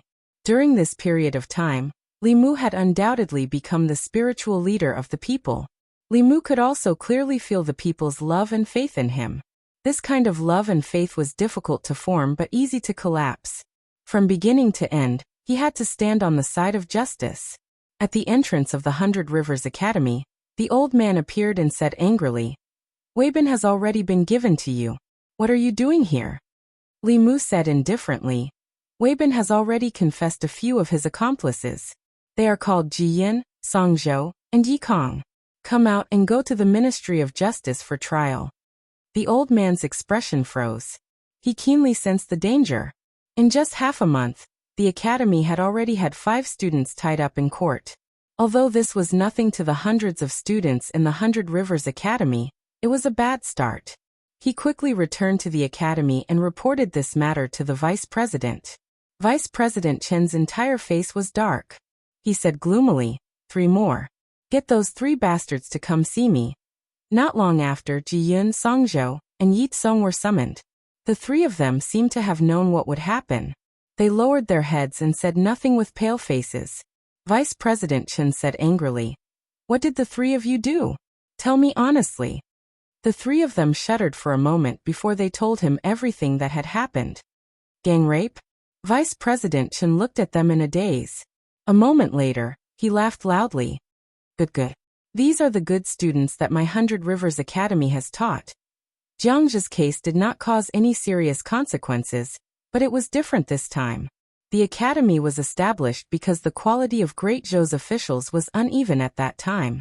Emperor Wen ordered people to establish the academy and recruit students with clean backgrounds. He had them study the books of the sages in the academy and cultivate their virtue. At the same time, he had them learn how to rule a country, divine abilities, and spells to protect a region. Unexpectedly, 100 years later, the students of the academy, the future officials of Great Zhou, became criminals of gang rape. Vice President Chen waved his hand and said, "Send them out and expel them from the academy. The Ministry of Justice can deal with them however they want." When the three of them heard this, their expressions changed drastically. "No, Vice President. Vice President, save us. Vice President, we know our mistakes. We won't dare to do it again." Vice President Chen shook his head and said, "If admitting your mistakes can atone for your crimes, then what's the use of the law? The academy did not teach you how to be a good person. It's the vice president and the instructor's fault. Today, I'll teach you one last principle. You have to bear the consequences of your own mistakes." Ji Yun, Songzhou, and Yi Tsong were sent out with their hands tied behind their backs. This time, the people of the 100 Rivers Academy did not say anything. Not long after, in the Ministry of Justice's court, apart from Jiangzhe, who was already in the Ministry of Justice's prison, Ji Yun, Songzhou, Yi Tsong, and Wei Bin were all kneeling in front of the court. "Damn you, Wei Bin. Didn't you say you wouldn't rat us out? If I knew this day would come, I wouldn't have believed you. You can't escape, so you want to drag us down with you." Ji Yun, Songzhou, and Yi Tsong looked at Wei Bin, who was kneeling in a daze in the court. It was as if his soul had left his body. Wei Bin's eyes were lifeless. He knelt there in a daze, as if his soul had been taken away. Wei Peng's reaction was not any better. He stood outside the court with a blank expression. Initially, the Minister of Justice had already sentenced Wei Bin to 7 years of imprisonment. Wei Bin only needed to lose 7 years of freedom, and after he was released, he would still be able to enjoy a luxurious life. However, after his defense, Wei Bin's 7 years of imprisonment was turned into a death sentence. He had no idea how to face his uncle's family. Wei Bin's father was on the verge of collapsing. He shook Wei Peng's shoulder and said, "Give me back my son, give me back my son." Chapter 252. Bang. The Minister-Counselor of the Ministry of Revenue knocked his brother unconscious and ordered his 2 attendants, "Take him back." Wei Peng looked at the Minister-Counselor of the Ministry of Revenue. His lips moved and he said with difficulty, "Father." The Minister-Counselor of the Ministry of Revenue shook his head and said, "This is his fate. It has nothing to do with you." Zhou Zhong walked out of the court and said to the Minister-Counselor of the Ministry of Revenue, "I have done my best." From the moment they stepped into the Ministry of Justice, the Assistant Minister of Justice, Zhou Zhong, had been making things easy for them. He had even made an exception and allowed Wei Peng to defend himself in court. The Minister-Counselor of the Ministry of Revenue clasped his fists and said, "I will remember Lord Zhou's kindness and will repay it in the future." Zhou Zhong looked at Wei Peng, and a strange light flashed through his eyes. He said, "Minister-Counselor Wei's son is a promising talent. If he can enter the academy, his future achievements will be even greater than yours." The Minister-Counselor of the Ministry of Revenue had only recently discovered that his son, who he had thought was destined to not have any great achievements, had a keen sense of the law. However, at that moment his thoughts had changed. He said politely, "My son's talent is dull, and was once rejected by the academy. But Wei Bin was chosen by the academy. Unfortunately, Sai, this may be the fate of the Wei family." Zhou Zhong only glanced at Wei Peng and said, "This copy of the law of the Great Zhou is for you." Wei Peng's expression was absent-minded. He mechanically raised his head to look at Zhou Zhong and murmured, "Thank you, Lord." In the court, the director of the Ministry of Justice had already asked about the ins and outs of the case. In this rape case, Wei Bin was undoubtedly the main culprit, and Jiangzhe and Ji Yun were important accomplices. According to the law, These 3 people would be executed. The other 2's crimes were lighter, but they could only keep their lives.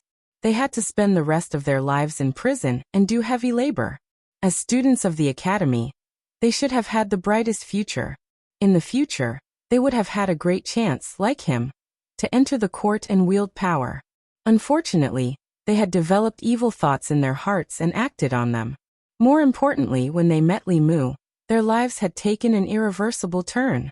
He glanced at the 4 people kneeling in front of the hall and said, "Go to the prison and bring Jiangzhe here." Jiangzhe had been sentenced to 10 years in prison for attempted rape.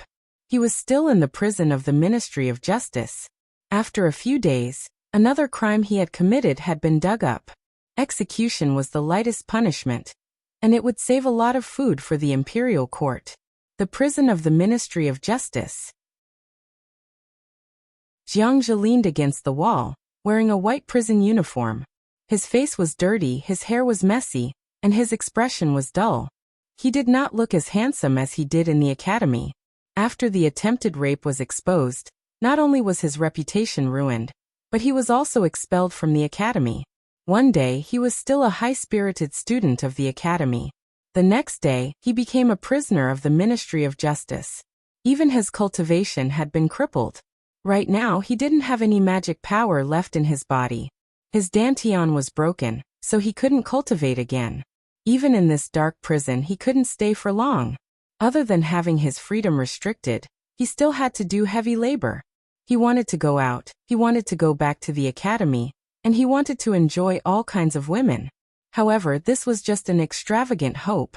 His only hope was that after 10 years, when his imprisonment was over, even if he couldn't enter the imperial court as an official, he could rely on his family's wealth to resume his previous life. These days, he had been comforting himself with this thought. Suddenly he heard footsteps. A jailer opened the door and said to Jiangzhe, "The Lord summons you. Come with us." Jiangzhe was stunned. He immediately jumped up and asked loudly, "Did the academy uphold justice for me?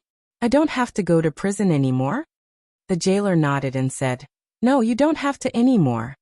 There was nothing to investigate about Wei Bin's case. He had confessed everything at the beginning. Later, the Ministry of Justice performed a soul search on them and completely confirmed their crimes. Wei Bin, Jiangzhe, and Ji Yun were sentenced to death because they were the main culprits and accomplices of serious crimes. The other 2 could forget about getting out in this lifetime. When the verdict was announced, countless people clapped their hands and cheered. Even the notorious Ministry of Justice was praised by the people, which was rare. Of course, the one who benefited the most was Li Mu. He was the one who redressed the grievances of the Su family's women. He was also the one who brought Wang Wu and the others to the academy to arrest the people. The invisible psyche power in his body was so dense that it was almost tangible.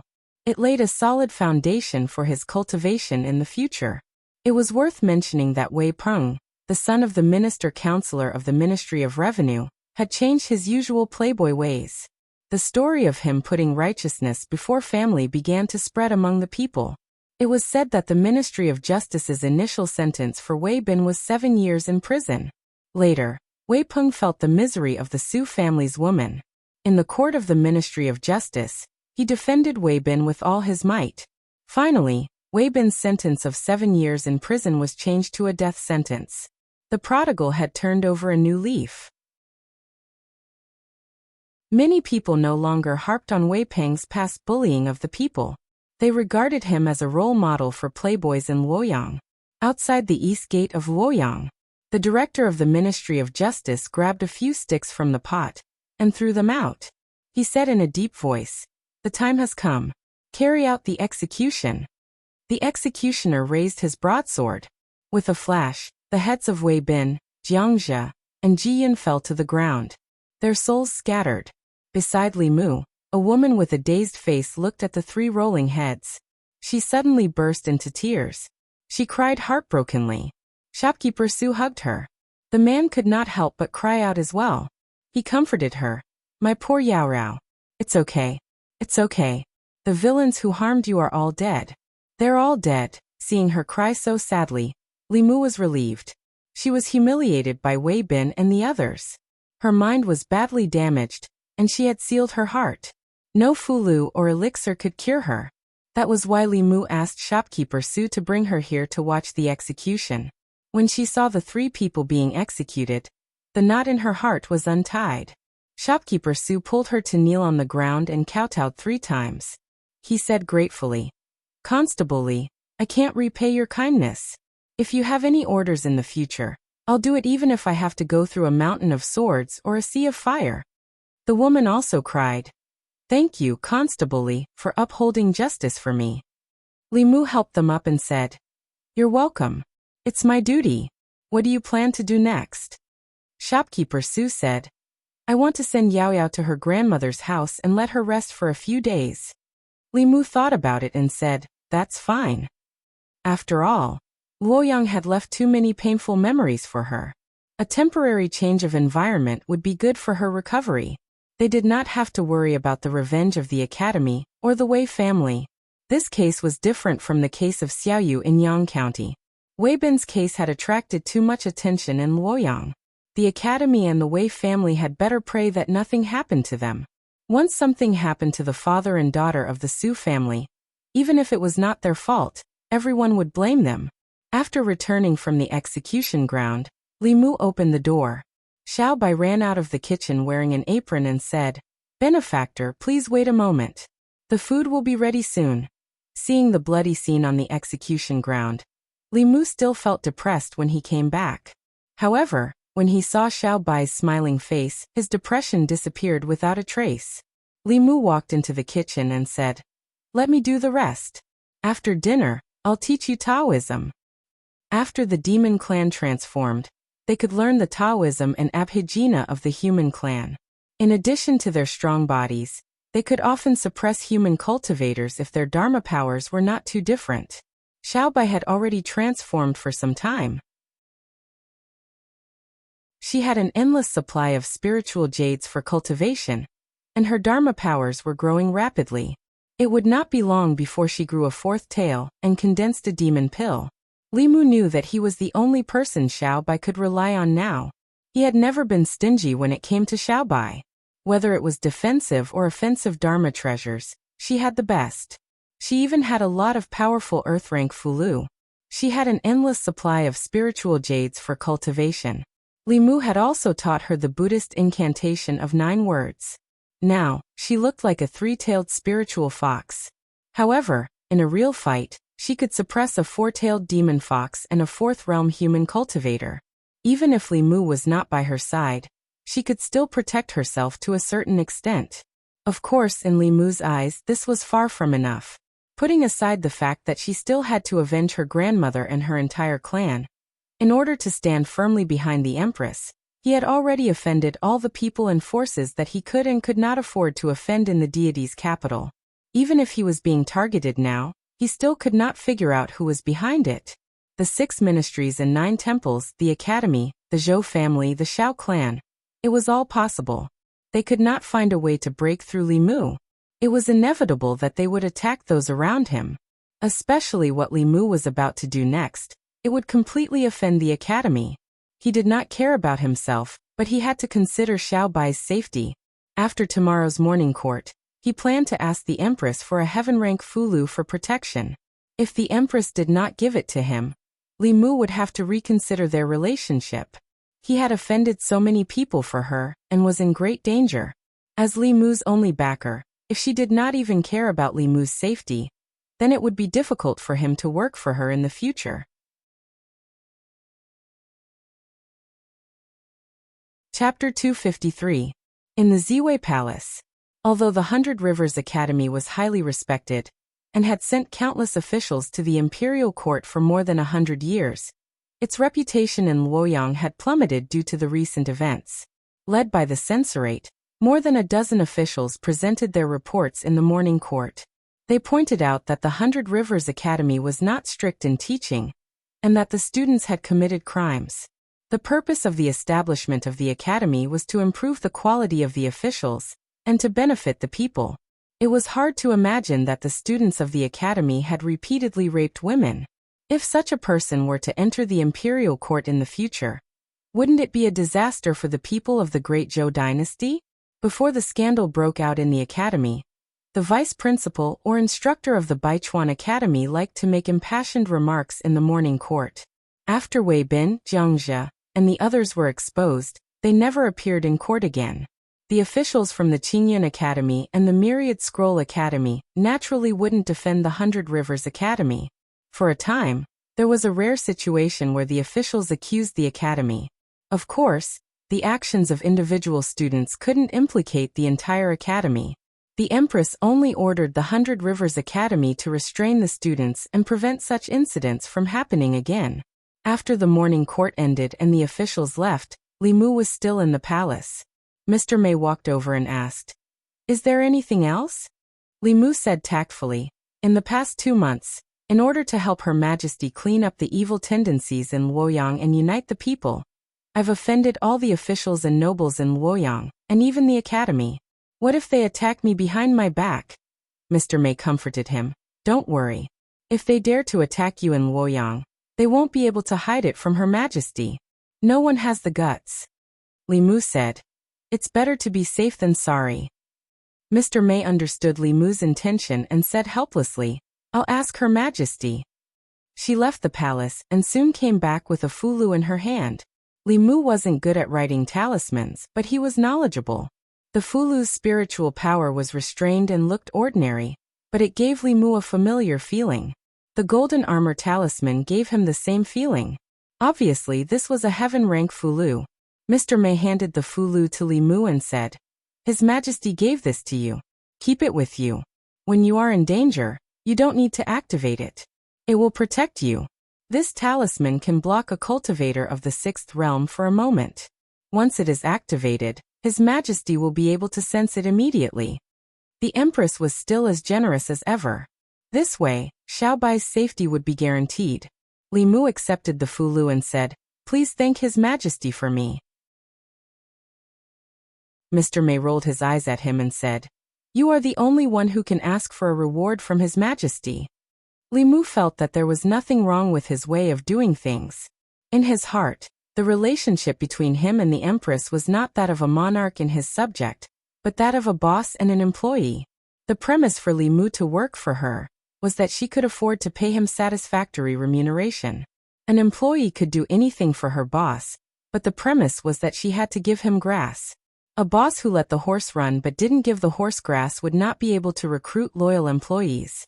Leaving the palace, Li Mu passed by a jewelry store and bought a protective talisman that could be hung around his neck. He replaced the talisman to ward off evil spirits and put in the heaven-rank protective talisman that the Empress had just given him. Back home, Li Mu gave the protective talisman to Xiaobai and said, "Wear this. Don't take it off at any time." Xiaobai obediently tied the red thread around her neck and then stuffed the protective talisman into her chest. Li Mu's throat moved and he looked away without leaving a trace. He said, "Okay, go and cultivate." People were used to describing women who were fatally charming to men as fox spirits. There was a reason for this. The 17-year-old Xiaobai was already so charming. In a few years, she would be so charming that all men would fall head over heels for her. Li Mu had never seen other fox spirits, but he was sure that not every fox could be as beautiful as this after transforming into a human form. After recovering from Xiaobai's charm, Li Mu began to think about the academy. He had only taken a small step forward, and it was far from victory. Every academy in Luoyang had more than 100 years of history. A few tainted students could not shake their foundation. If he wanted to change the academy's control of the imperial court, he had to find a good reason for the Empress. Baichuan Academy. In response to the recent crisis of the academy's trust, Vice Principal Chun gathered all the instructors of the academy and warned them seriously, "Restrain your students. If there is nothing important, do not leave the academy. If any of them commit crimes and tarnish the academy's reputation, no matter how big or small, they will all be expelled from the academy." All the instructors nodded and said yes. This crisis of the academy's reputation was the first since its establishment. If they were not careful, they would destroy the academy's century-old reputation. One of the instructors said, "Today in the imperial court, the officials from Clear Sky Academy and Myriad Scroll Academy slandered our Baichuan Academy. We cannot give them another chance. Another instructor snorted coldly. What qualifications do they have to slander us? Apart from White Deer Academy, the students of Green Cloud Academy and Myriad Scroll Academy aren't any better than us. In my opinion, we should expose the dirty deeds of their academies, and let everyone see. Stupid. Vice Principal Chen glanced at him and said, "Can't you see that this is Her Majesty's intention? She has long been dissatisfied with the officials from the Great Zhou leaving the academy.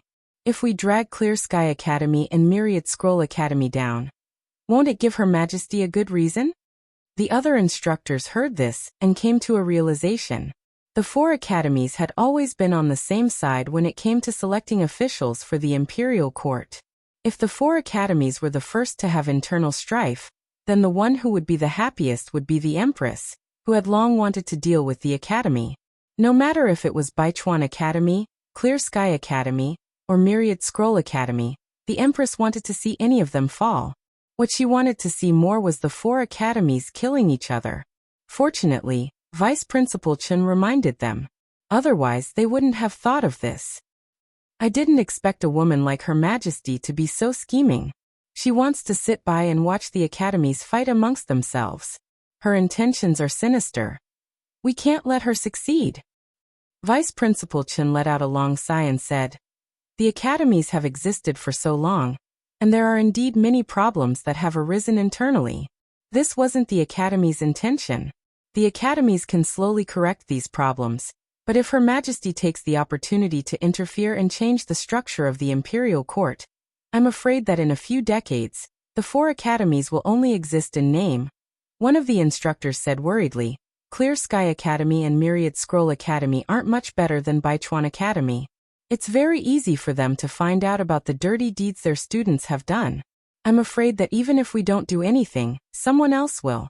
As soon as he finished speaking, the old man guarding the entrance of Baichuan Academy hurriedly ran in and said, "Principal, bad news.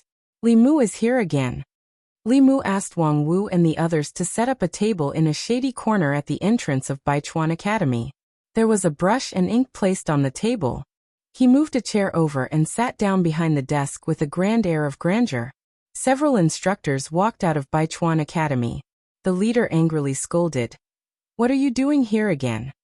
Li Mu turned around and put his arm on the chair. He said, "In order to clean up the unhealthy practices in Luoyang and return the people a clear sky, the Luoyang government has started a street activity. From today onwards, if the people want to report a case, they don't have to go to the government office. They just have to do it here." The instructor said, "If you want to do it somewhere else. This is the academy, not the Luoyang government's place." The academy didn't stop the Luoyang government from handling cases, but he put it at the entrance of the academy. Those who didn't know would think that the academy was bullying the people, and he was here to support them. Li Mu said, "This place is big and spacious. Besides, I'm not blocking your way. This is the academy's place, but it's also the land of the Great Zhou. This place has been temporarily expropriated by the Luoyang government." Under Li Mu's gaze, Wang Wu rolled the paper in his hand into a loudspeaker and shouted, "Those who come from the south and those who come from the north, come and take a look. Constable Li is handling a case here today. Everyone, if you have any grievances, please seek justice. If you have any grievances, please seek revenge."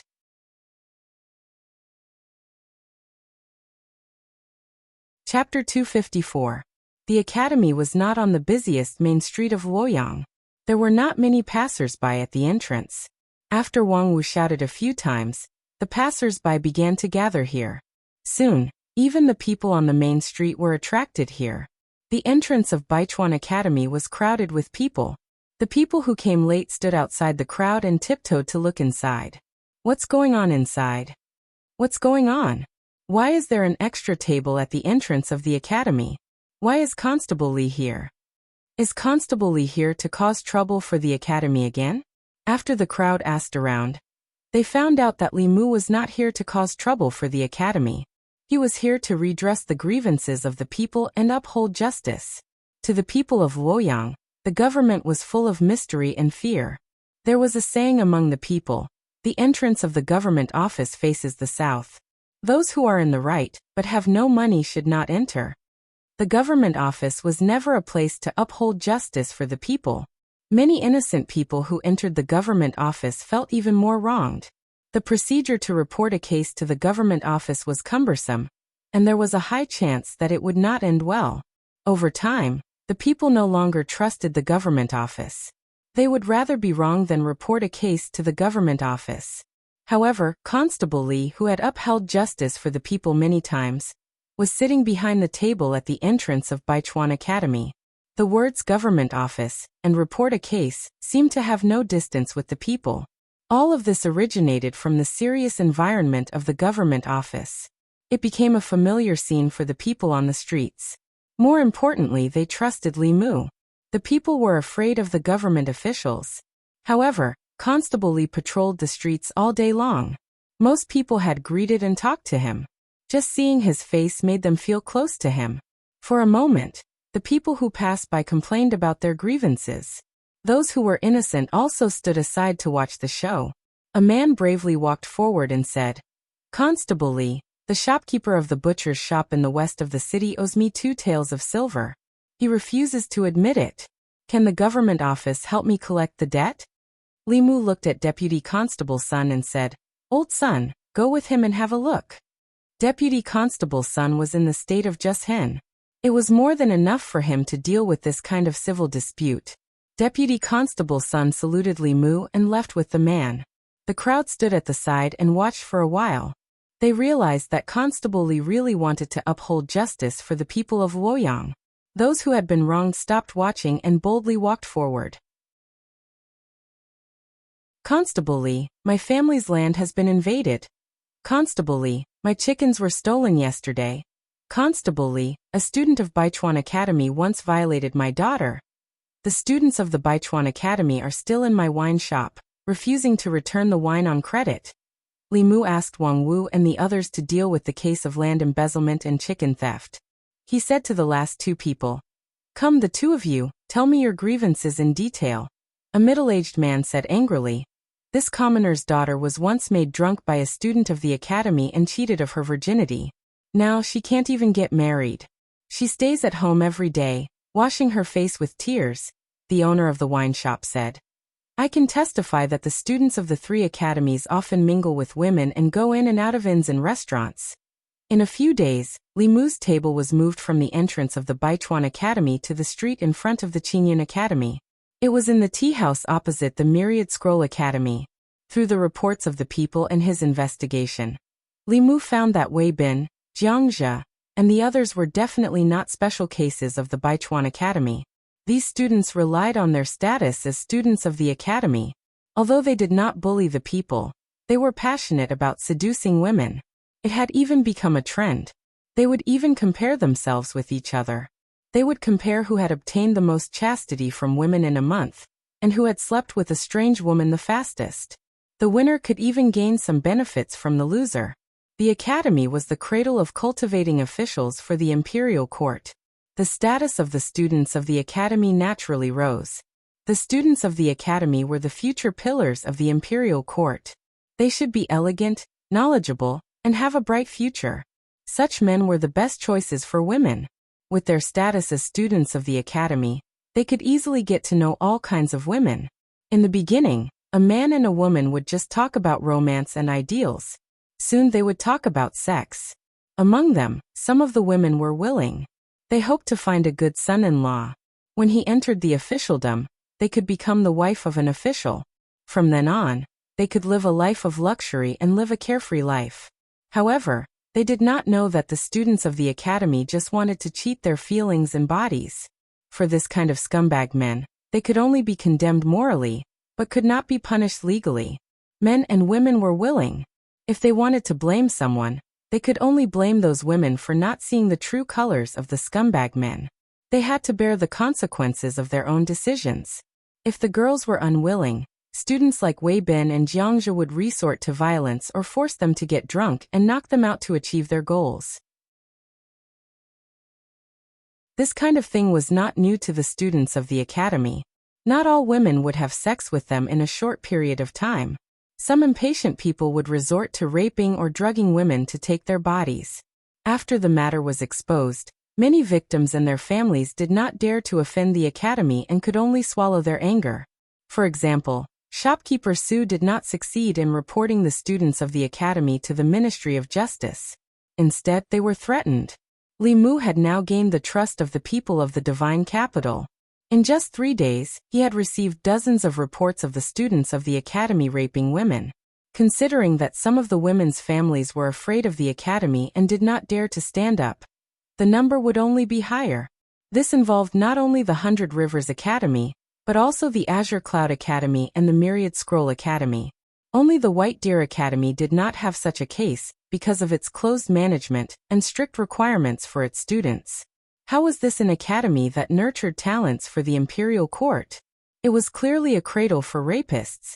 Even if the number of students was less than 1/10 of the total number of students in the academy, and could not represent the entire academy, it was still shocking that 1 out of every 10 students had a record of raping women.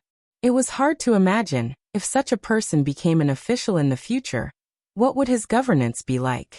Li Mu also did not know how many such talents the 3 academies had sent to the imperial court over the years. No wonder there would be officials like the magistrate of Yang County. The 3 academies were so ridiculous. Perhaps there were more than one Yang County, in the hundreds of counties in the Great Zhou dynasty, and more than one Yang County in the hundreds of counties. Crepe Myrtle Hall. The morning assembly had just begun when a figure stood out from the corner and bowed. "Your Majesty, I have a memorial." The Empress's voice came from behind the curtain. "What is it, Minister Li?" Li Mu asked Shangguan Li to hand over a memorial and said in a deep voice, "I recently found out that dozens of students from the 100 Rivers Academy, Azure Cloud Academy, and Myriad Scroll Academy have raped nearly 100 women in half a year. It is shocking. I don't know if the existence of these academies is to nurture talents for the imperial court or to nurture criminals for the Great Zhou." After a while, the Empress asked the young female official to hand over the memorial and said, "Everyone, please take a look." In the Ziwei Palace, Li Mu's memorial began to be read from the front to the back. All the officials who had read the memorial were silent. Behind the curtains, the Empress held a piece of paper that was sandwiched between the memorials. Her dignified voice was cold as it rang in the ears of the officials. "This is the pillar of the imperial court that the academy mentioned, and this is the future official of the Great Zhou dynasty. I finally understand that the problem of the Great Zhou dynasty is not the demon race, nor the ghost region, but the academy and the imperial court. The officials of the Great Zhou dynasty are all from the academy. If the academy is rotten, the Great Zhou dynasty will be rotten. If the academy is rotten, the people of the 36 counties will no longer trust the imperial court."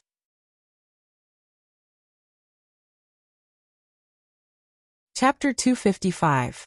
Li Mu was trying his best to be the Empress's personal assistant. The Empress was alone and helpless in the court. Li Mu stood out and rebuked the officials for her. The Empress wanted to attack the academy. Li Mu set up the court at the entrance of the academy to collect evidence of the students' crimes. Even when he was writing memorials, he would meticulously prepare a speech for the Empress.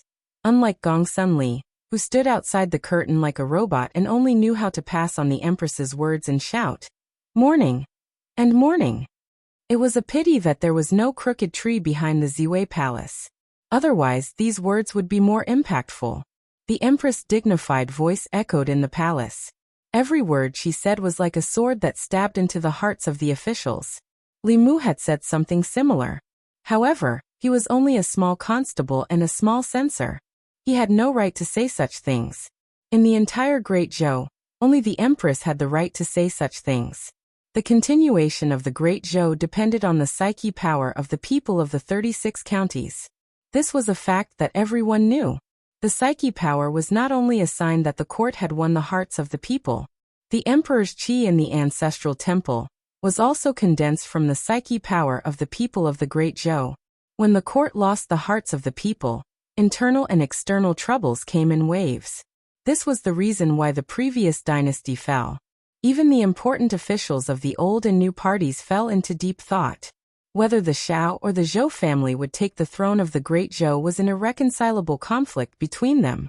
However, neither the Xiao nor the Zhou family was willing to take over a broken country. If the Great Zhou fell, what was the point of fighting over it? If the academy grew, it would not be good for the stability of the imperial power.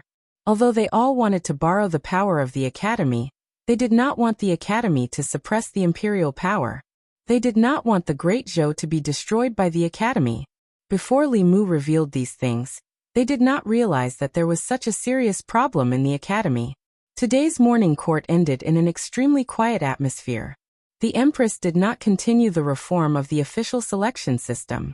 She only urged the Ministry of Justice, the Shindu Yamen, the Censorate, and the Supreme Court to seriously deal with the students who committed crimes in the 3 major academies.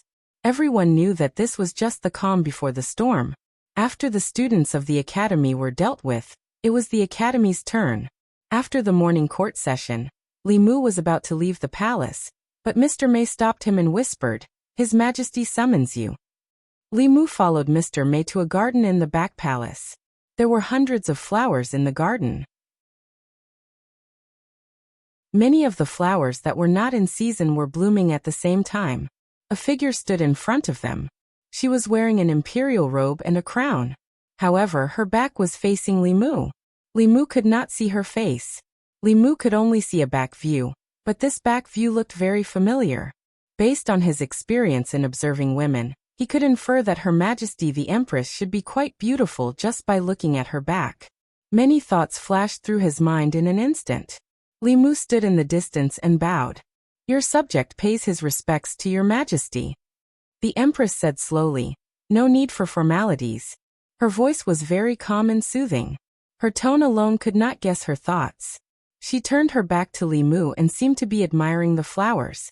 After a long time, she spoke again.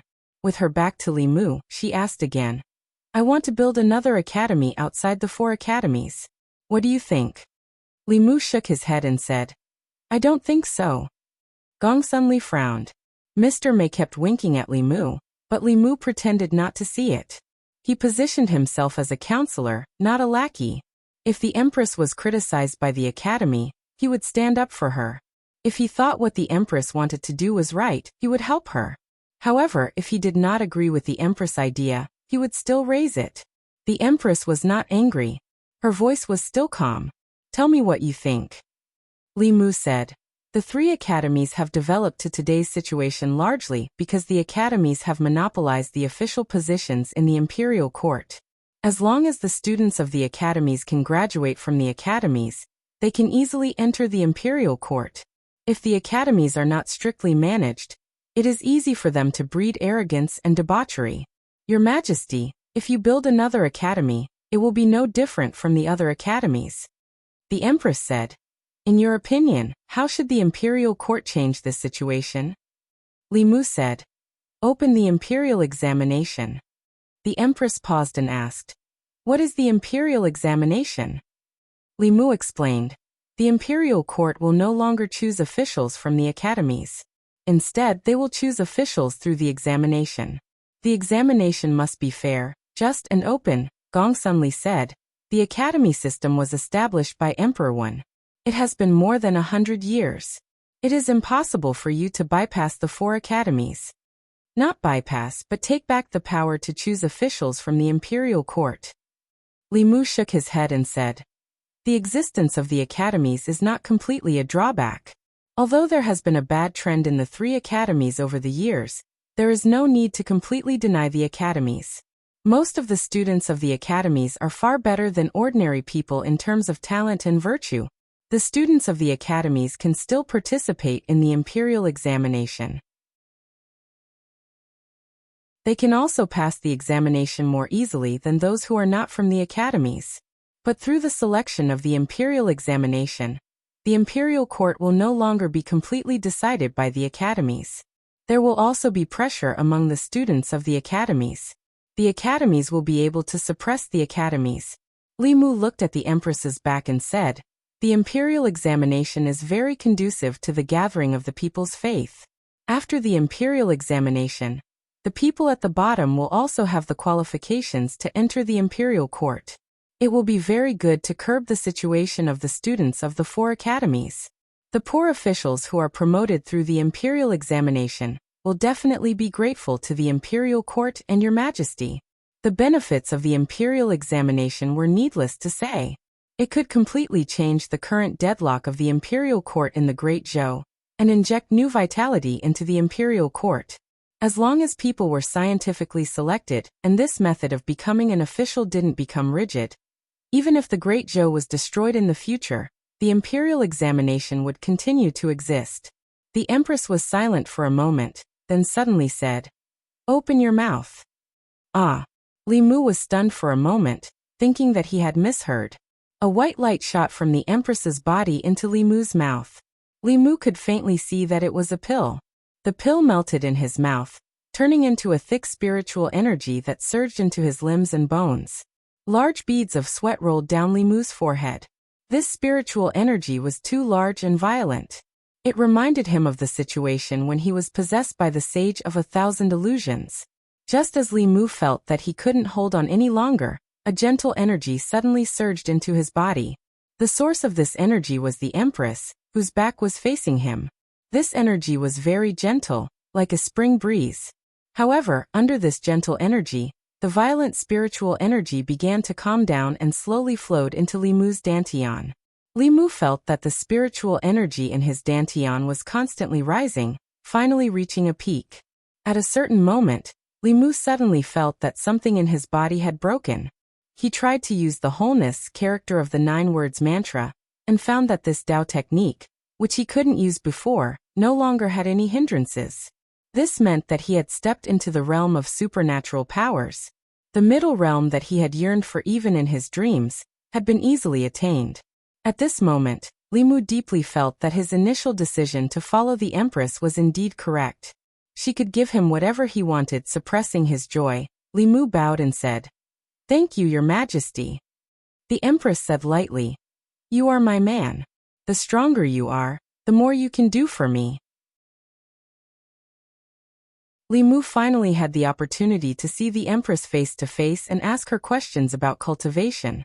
He looked up at the back of the Empress and asked, "Your Majesty, I encountered an inner demon during my cultivation. That inner demon occasionally appeared in my dreams, and it always took the form of a strange woman. Your Majesty's cultivation is very profound. I would like to ask Your Majesty, what should I do to defeat the inner demon?" Mr. May's face changed. He lowered his head to hide his expression. The Empress said, "The inner demon is born in your heart. Only you can defeat it. No one else can help you." He didn't expect that even a master of the upper 3 realms couldn't do anything about his inner demon. Li Mu sighed and said, "I understand." The Empress said slowly, "I will carefully consider the matter of the imperial examination. You can go back first." Li Mu bowed and said, "I will take my leave." Li Mu finally had the opportunity to be so close to the Empress, but he still couldn't see her face. This made him feel a little regretful, but this regret was quickly washed away by the joy of leveling up. Li Mu happily returned to the yamen, and saw Wang Wu and the others gathered together. Their heads were facing in and their butts were facing out. He didn't know what they were doing sneakily. Li Mu coughed. They immediately stood up straight and said, "Boss." Li Mu looked at them and asked, "What are you looking at?" Wang Wu put one hand behind his back and said, "Nothing." Li Mu stretched out his hand and said, "Give it to me." Wang Wu sighed and put a booklet in Li Mu's hand.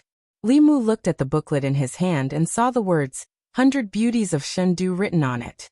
Li Mu put the booklet in his sleeve, and went back to his room. He looked at it with interest and said, "You're not allowed to look at these things when you're in the yamen. I'll confiscate it." He originally thought that it was a restricted booklet, but after opening it, he found that the women in it were all wearing clothes. He flipped to the front page and read the introduction of the booklet. He learned that it was an atlas of Shendu drawn by an artist in Shendu. It included more than 100 beautiful women in Shendu. Li Mu casually flipped through a few pages, and a face that made him yearn for day and night came into view. It was a young girl. She was only 16 or 17 years old. Her face was 80 to 90% similar to Lu Hanyan. At the bottom left of the portrait, there was a note. Lu Hanyan, musician of Miaoying Street. Her zither skills were the best in Shindu. Clearly, this was her when she was a young girl. This painting was at least 5 or 6 years ago. Li Mu had never seen her at this time. Li Mu stared at the portrait of her when she was a young girl for a long time.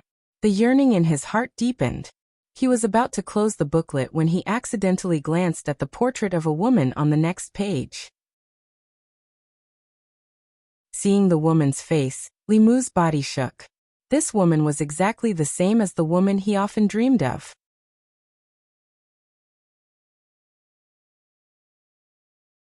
Chapter 256.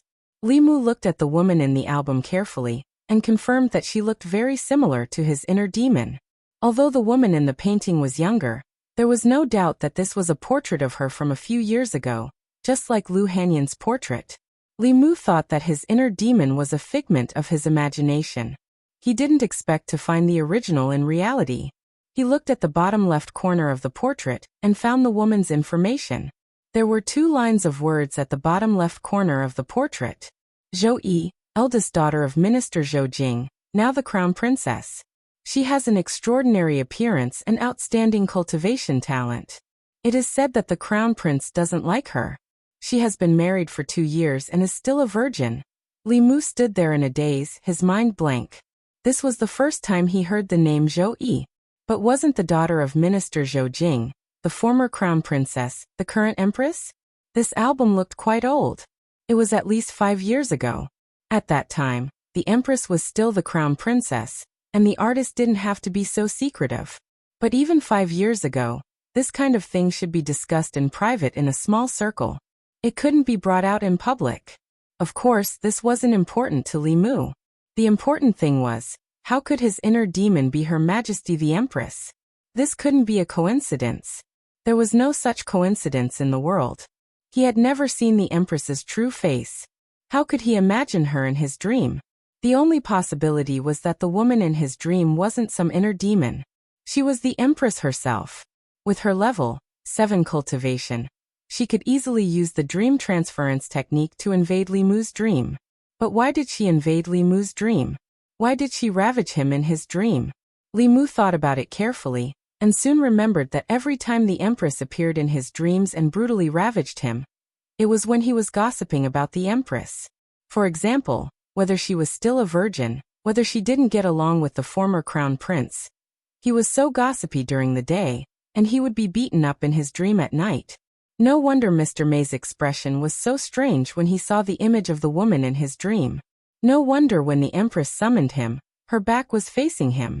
When he saw the picture album, all the mysteries in Li Mu's heart were solved. It's fake. It was all fake. Her Majesty the Empress being magnanimous and magnanimous was all a lie. On the surface, she didn't seem to care about anything, but in fact, she had already thought about how to take revenge tonight. What made Li Mu even more unimaginable was how she knew that he was gossiping about her. Although transcending realm powerhouses possessed remarkable abilities, they didn't have clairvoyant eyes and ears. They didn't have the ability to know everything under the heavens without leaving their homes. No matter what, the mystery that had troubled him for many days was finally solved. At this moment, Li Mu didn't know whether to be happy or worried. He did not give birth to an inner demon. This was naturally a joyous matter, but the truth was even more terrifying than the birth of an inner demon. Li Mu closed the album. After calming himself down, he carefully analyzed the situation. If the Empress really wanted to blame him, she could casually find a reason to make Li Mu suffer. However, she only beat him up in his dream. In reality, she doted on Li Mu in every possible way. She gave him magic weapons, spiritual jades, tributes, and even personally helped Li Mu break through the realm. This showed that she didn't intend to pursue the matter. This made Li Mu comfort himself, but at the same time he felt that it was difficult to adapt. The Empress gave him the feeling that she was powerful and majestic.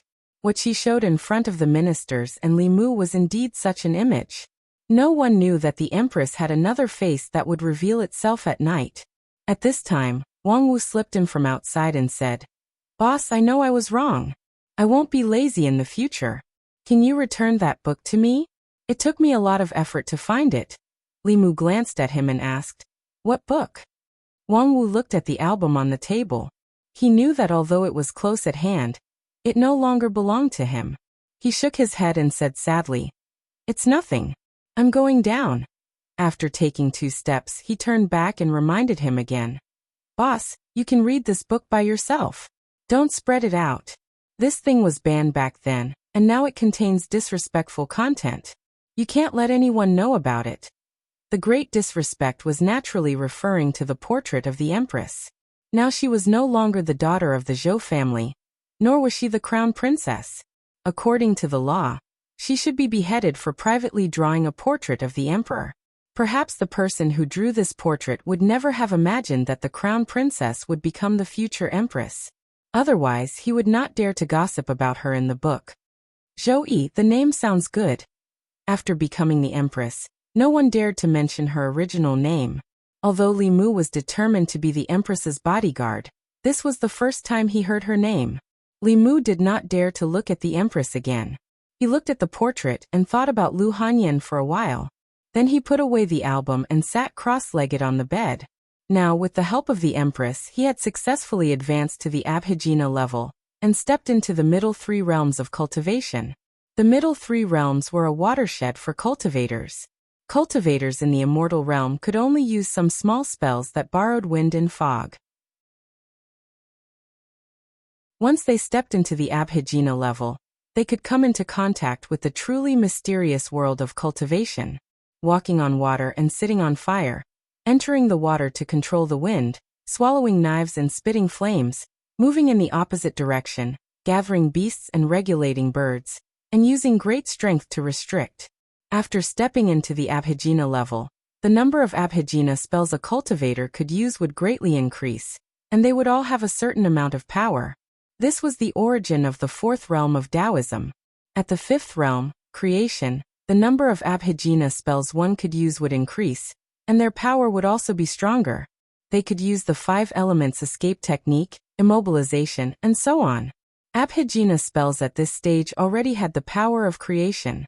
And at Dongxian, they could carry mountains and restrict rivers, move scenery and take the moon, pinch fingers to calculate, see the secrets of the heavens, and predict the future.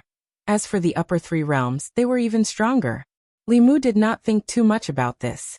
His strength was forcefully raised by the empress. If he did not stabilize it quickly, there would be a risk of it falling.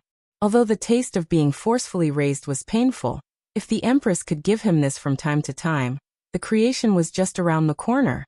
Late at night, Xiaobai beside him had already fallen asleep. Li Mu was still stabilizing his breathing.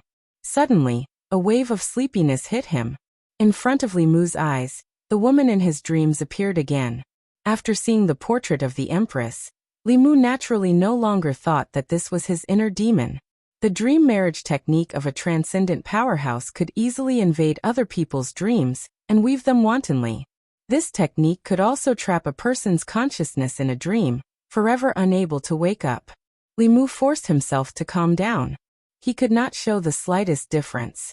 The empress met him with the dream entry technique, because she did not want Li Mu to recognize her identity. Once her identity was exposed, she would fly into a rage out of humiliation. He did not know what she would do. Li Mu chanted the clear heart technique, calmly greeted her and said, "We meet again." The woman glanced at him and said lightly, "You don't seem to want to see me." Li Mu quickly explained, No, in the days when you did not appear, I was thinking about you every day." "Thinking about me?" The woman looked at Li Mu and asked, "What about me?" Li Mu did not continue this topic and said, "I think you are very similar to someone." The woman asked, "Who?" Li Mu said, "Her Majesty the Empress." Deep in the woman's eyes, a trace of panic flashed for the first time, but her expression was still calm. She asked, "How so?" "I can't say. It just feels so," Li Mu said and then shook his head. He murmured, "No, you and Her Majesty only look alike from the back. Your personality is completely different. You only know how to play with whips. You are vengeful and stingy. Her Majesty is broad-minded and considerate to her subjects.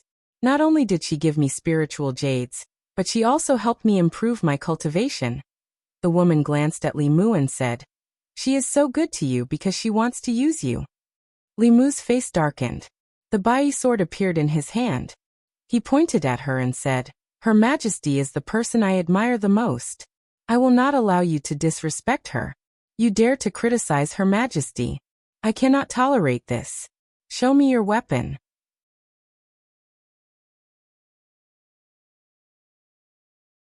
Chapter 257. Even though Li Mu was always on the edge of danger, he still managed to get through the night safely. This was all thanks to his superb acting skills that he had trained. Li Mu didn't know why the Empress always appeared in his dreams, but no matter what, he would just praise her. No matter how narrow-minded the Empress was, she wouldn't be jealous of herself. He finally understood that trouble came from careless talk. No wonder Mr. May kept reminding him to be respectful to the Empress. It seemed that she already knew everything back then. Thinking about how she acted when she saw his inner demon, it wasn't that strange anymore. Recalling the past with the woman in his dreams, Li Mu was almost certain that the Empress wouldn't do anything to him. And he didn't have to worry about being disturbed by his inner demon. He could finally relax. Li Mu had been in the Luoyang for more than 2 months, and had experienced a lot. He missed Lu Hanyan and Wanwan very much. He planned to go back to the northern region after the matters at the academy were settled. He left with the White Demon King without saying goodbye. He wondered how He was doing at the Bay of Clearwater. When he arrived at the Luoyang government, he happened to see Wang Wu putting a young man who looked like a student in jail. The Empress ordered all the government offices in the Luoyang government to investigate the cases involving the students of the 3 academies. Other than the Luoyang government, the Ministry of Justice, the Supreme Court, and the Censorate also started to investigate these cases. The people of the Luoyang government who were wronged could go to these government offices themselves. Since the Empress had given the order, no government office dared to bend the law. If they were found out, the entire government office would be implicated. In the eyes of the people, the Luoyang government was fairer than any other government office in the Luoyang government. Some of the people who didn't dare to go public with their grievances gradually started to go to the Luoyang government. Zhang Chun finished dealing with a case and sighed. "What's wrong with the students nowadays? When we were studying at the academy, the teachers were very strict with us. Those who didn't behave well would be kicked out of the academy. It's only been 20 years, and the academy has become a place to hide evil." Emperor Wen had a good intention in establishing the academy. Since the establishment of the academy, it had been held in high esteem by the people for more than 100 years. Although officials from different academies had formed cliques 100 years ago, where there were people, there would be disputes. Even without the 4 academies, it was inevitable for officials to form cliques in any era. At that time, the quality of the academy's students was much higher than now. The atmosphere in the academy had changed and worsened since the time of the former emperor. More than 100 years ago, when Emperor Wen was on the throne, he contributed decades of peace to the Great Zhou. The subsequent emperors were not as wise as Emperor Wen, but they were able to enjoy the fruits of Emperor Wen's rule. As long as they followed the rules and were a ruler that protected what was achieved, they would be meritorious. However, during the reign of the previous emperor, in order to prove that he was different from the previous emperors, the previous emperor implemented many government decrees. For example, the establishment of the silver law of guilt substitution, and the continuous increase of privileges for the Shao royal family. All of these caused many unstable factors to appear in the Great Zhou court. Within the imperial court, officials represented different interest groups. There were constant disputes between parties, and many people died because of this. Outside the imperial court, the 36 counties were not stable either. The demon path was causing trouble everywhere. The demon nation and the ghost realm were also eyeing the borders covetously. The situation did not improve even when the empress succeeded the throne. The chaos in the divine capital led to chaos in the academy. No one knew when this unhealthy trend started in the 3 academies. The students who were supposed to be the pillars of the imperial court had become the scourge of the divine capital. Zhang Chun said regretfully, "Emperor Wen once said that the students of the academy should read the books of the sages and learn supernatural powers. They should save the world and the people and serve the country. Now they have forgotten the original purpose of Emperor Wen's establishment of the academy. They have forgotten why they study. 100 Rivers Academy. Vice President Chen saw another student being taken away by the yamen and asked, "How many is this?" An instructor shook his head and said, "The 16th. It is said that the Divine Capital Yamen, Ministry of Justice, Censorate, and Supreme Court have taken away more than 20 students from the Myriad Scrolls Academy, and more than 10 from the Qingyan Academy." Another instructor sighed and said, "We didn't know about this. It's good that these students have left the academy, lest they do something worse in the future and tarnish the academy's reputation." Vice President Chen said, "It's not about the academy's reputation anymore. According to the officials at the West Desk of the Secretariat, His Majesty has decided to change the selection system of the Great Zhou Court and start the imperial examination." An instructor asked in confusion, "What's the imperial examination?" Vice President Chen said, "His Majesty wants to select different subjects. From now on, all the officials of the imperial court will not be selected from the academy. If one wants to enter the imperial court as an official, he must pass the imperial court selection. Even the students of the academy are no exception." The reason why the academy was called the academy was because the officials of the Great Zhou dynasty all came from the academy. For more than 100 years, they had provided the academy with an endless stream of vitality and vitality. If this vitality and vitality were to be cut off, the academy would not be far from extinction. If Emperor Wen was the beginning of the academy's era, then the Empress was the end of the academy's era. At this moment, a powerful aura suddenly rose from the academy. An old man with a head full of white hair appeared in the crowd. He glanced at the crowd and snorted coldly.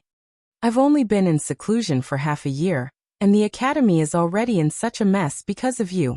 Elder Huang has come out of seclusion. Welcome, Elder Huang."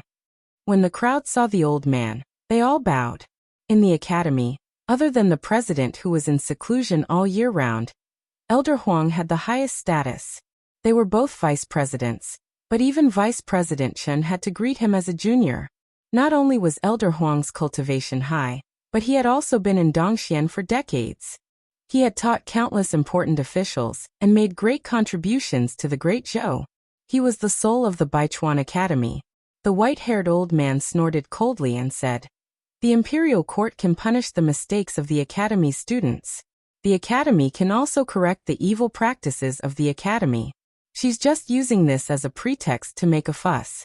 She wants to monopolize the power and cultivate her trusted subordinates. She wants to firmly control the imperial court in her hands. The 4 great academies will not tolerate such a thing." During the morning court, Li Mu was surprised to find a chair in front of the officials. A white-haired old man was sitting on the chair. Those who could sit in the crepe myrtle hall were naturally not ordinary people. He learned from the discussions of the officials that this old man seemed to be a vice president of the Baichuan Academy. He was very senior and had been given the right to sit in the imperial court when the previous emperor was still on the throne. Because of those scandals, the people from the academy had not appeared in the morning court several times. Today was the first time they had appeared. The old man sat there with a straight face. Even the atmosphere in the imperial court was much more solemn. Today's morning court was mainly about the imperial court holding the imperial examination and selecting talents to replace the previous situation, where the academy monopolized the imperial court. This method was undoubtedly completely abolishing the old system. When the empress proposed it, it did not arouse any discussion among the officials. Only a few officials from the censorate responded, because for most of the people standing in the imperial court, this was contrary to their interests. The officials in the imperial court were said to be from the academy, but in the final analysis, the students of the academy were the children of the Great Zhou's powerful families.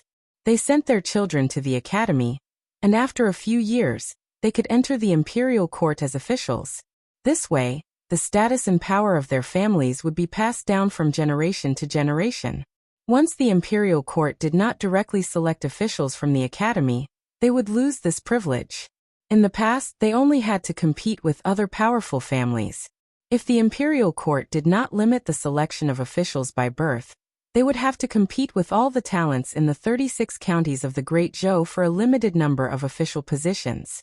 In this way, unless their families could continuously produce outstanding talents, the decline of their families was a foregone conclusion. No one was willing to accept this reality. Every time the Empress was isolated by the officials, Li Mu knew that it was time for him to stand up. He had already offended all the factions in the imperial court, and did not mind offending them again. He stood up and said, "I believe that the talents of the Great Zhou are not limited to the 4 academies. The imperial examination will allow the imperial court to discover more talents from the common people, break the academy's monopoly on officials, and curb the academy's unhealthy practices." "Who are you? How dare you talk nonsense about the academy?" Before Li Mu could finish speaking, he heard a reprimanding voice. He raised his head and saw that the white-haired old man sitting on the chair at the front of the great hall stood up. Li Mu said calmly, "The reason why dozens of students from the 3 academies were imprisoned and beheaded in the past few days is obvious to all the lords in the hall. I'm just telling the truth. There's no need to talk nonsense." The old man did not mention this matter. He looked at Li Mu, took a step forward and said sternly, "The 4 academies have been established for 100 years.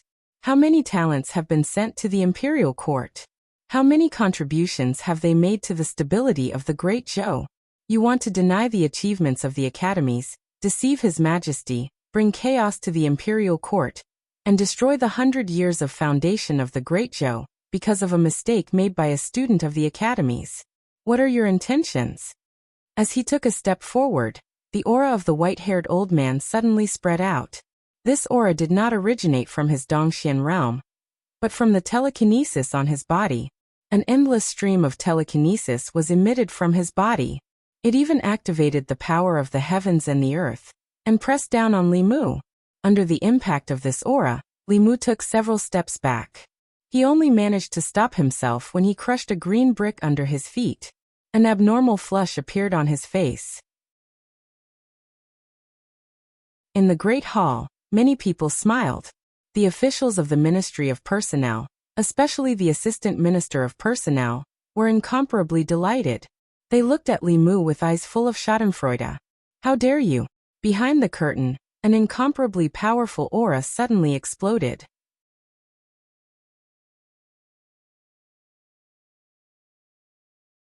Chapter 258. When the Empress was angry, her cultivation of the 7th realm was fully revealed. Even the creation realm cultivators in the Crepe Myrtle Hall felt as if a mountain was pressing down on them, making it difficult for them to breathe. Only the few people standing at the front of the group of officials could face this pressure without changing their expressions. The white-haired old man's clothes fluttered without wind, but his expression was calm. He said, "I have dedicated my life to the academy and will not allow anyone to slander the Holy Land in my heart. I lost control of my emotions for a moment. Please forgive me, Your Majesty."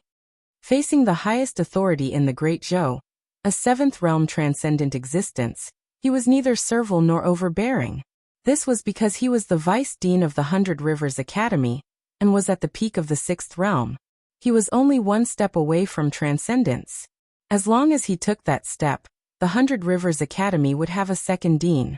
In the face of the Empress' anger, he still looked calmly at Li Mu and asked, "For more than 100 years, the 100 Rivers Academy, Qingyun Academy, and Myriad Scroll Academy have cultivated countless officials for the imperial court. The scholars of the White Deer Academy guarded the borders and shed their blood on the battlefield. The contributions of the 4 academies to the Great Zhou are immeasurable. Today you want to overturn the foundations of the academies. Speak. What are your intentions?" In the 6 ministries and 9 temples, countless officials looked at Li Mu with a mocking gaze. The 4 academies had stood tall for 100 years. How could a nameless junior like him topple them? He thought that he could do whatever he wanted in the divine capital because of the Empress' favor. However, not everyone in the divine capital feared the Empress. Elder Huang had students all over the world. In the Crepe Myrtle Hall, countless officials of the 4th realm and above had received his teachings. He had dedicated his life to the academy. For decades, the people of the divine capital respected and trusted him. The willpower gathered in him could even communicate with the heavens and earth, allowing him to take half a step into transcendence. In the entire Great Zhou, he was the existence most likely to reach transcendence. Cultivators of the upper realm were not bound by the secular world. Once he took that step, he could transcend the world and be on the same level as the Empress. Li Mu wiped the blood from the corner of his mouth and looked up at the white-haired old man. He said calmly, "You're asking me what my intentions are?" At this moment, he was not afraid in the face of Dongshuan's cultivators, because he had Her Majesty the Empress behind him. As long as he had a clear conscience, and a clear conscience, he had no need to fear anyone. He pointed his finger at the sky and said word by word, "Heaven and earth have no heart. It does not distinguish between black and white. This official has a heart for heaven and earth." As soon as he finished speaking, those with high cultivation levels in the main hall immediately felt an unusual energy fluctuation in the air. The minister's expression changed slightly as he muttered, "This is?" Zhou Zhong looked at Li Mu, his eyes gleaming. Zhang Chun, who was standing lazily at the back, couldn't help but straighten his body. Li Mu also noticed something strange at the first moment. This was not the first time he had experienced this feeling. Back then, when he was talking about Do Yi's injustice in the tea house, he had a similar feeling. This was the response of the heavenly Tao. He seemed to have understood something. He pointed at the ground with his other hand and continued, "Evil laws are tyrannical, tormenting thousands of people. This official will serve the people." Above the main hall, the power of heaven and earth vibrated even more intensely. Among the officials, there were still some who didn't know what was going on. Those with high cultivation levels had already realized what was going on, and their faces were filled with shock. Even the Empress, who was pretending to be serious behind the curtain, opened her red lips slightly in surprise. A hint of astonishment appeared on her delicate face as she muttered, "Taoist technique, a new Taoist technique." Li Mu felt the power of heaven and earth condensing around him. He spoke faster and loudly. "Emperor Wu and Emperor Wen have stabilized the territory and governed the country well. After the two saints, the divine path has been lost. This official will inherit the lost knowledge of the previous saints." At this moment, in the main hall, even those with low cultivation levels had noticed the abnormality. The power of heaven and earth was fluctuating so violently that it made them feel extremely uneasy. Everyone looked at Li Mu. Obviously, he was the source of all this. Li Mu finally looked at the Empress behind the curtain and said in a deep voice, "As an official of Great Zhou, I am fortunate to have Your Majesty's care. I am extremely grateful. I will do my best until my death. I am willing to bring peace to Great Zhou." As his last sentence fell, the power of heaven and earth in the Crepe Myrtle Palace fluctuated to the extreme. Many people were shocked and looked at Li Mu with dull eyes. Establishing a heart for heaven and earth, establishing a life for the people, inheriting the lost knowledge of the previous saints, establishing peace for the world. What kind of magnificent words were these? Any one of these 4 sentences would be recorded in history and be passed down for generations. But who could do it? Heaven and earth have no heart. It does not distinguish between black and white. Heaven and earth establish a heart for heaven and earth. Who would dare to criticize heaven and earth? Everyone suddenly looked at Li Mu. The incident in Yang County was still frightening when they thought about it. At that time, the county magistrate of Yang County was muddle-headed and tyrannical. He bullied the people and treated human life like grass. Li Mu pointed to the sky and scolded heaven and earth. Heaven and earth were influenced by him and created a peerless evil spirit. Zhou Chu's death was not long ago. Zhou Chu did evil in Shindu. Li Mu scolded heaven again. Heaven sent down divine punishment and smashed Zhou Chu into ashes in front of the people of Shindu. This established a heart for heaven and earth. He did it. Evil laws and tyrannical laws, torturing thousands of people. I establish a life for the people. After Li Mu entered Shindu, within a month he forced the imperial court to change the silver penalty law. He was praised by countless people in Shindu. Then he asked for justice for the people. He did not hesitate to offend the officials and even the academy. This established a life for the people. He did it. P.S. The original meaning of establishing a life for the people was to choose the right direction for the people's destiny and establish the meaning of life. Here, it is understood as requesting a life. Inheriting the lost knowledge of the previous saints. Emperor Wu and Emperor Wen built a foundation for the Great Zhou for hundreds of years. The way they ruled the Great Zhou was not learned by the later emperors of Great Zhou. He said that he wanted to inherit the will of the two saints and let the Great Zhou regain its glory. Establishing peace for the world. Establishing a peaceful foundation for the Great Zhou for the world. At this moment, who would dare to say such bold words? These 4 shocking words shocked everyone in the hall. They even ignored the increasingly strong fluctuations of the power of heaven and earth in the hall. The white-haired old man looked at Li Mu. In addition to shock, there was also a strong sense of envy in his eyes. This was not an ordinary fluctuation of the power of heaven and earth. In it, there was the aura of Taoist techniques. If he was the one who triggered the fluctuation of the power of heaven and earth, he would be able to step into transcendence in this hall today. At this moment, Li Mu suddenly turned his head and looked at the old man. He said sternly, Emperor Wen established the academy to cultivate talents for the Great Zhou, not to cultivate sinners. The shortcomings of the academy are obvious to all. You used the power of the academy to act presumptuously in the Golden Hall, and offended His Majesty. How can this world tolerate you? As soon as he finished speaking, he took a big step forward. The chaotic power of heaven and earth in the hall suddenly became extremely orderly, and oppressed the white-haired old man. He was giving him a taste of his own medicine. The old man's expression changed drastically. Even if he was at the peak of the 6th realm, he was still so weak in front of the powerful power of heaven and earth.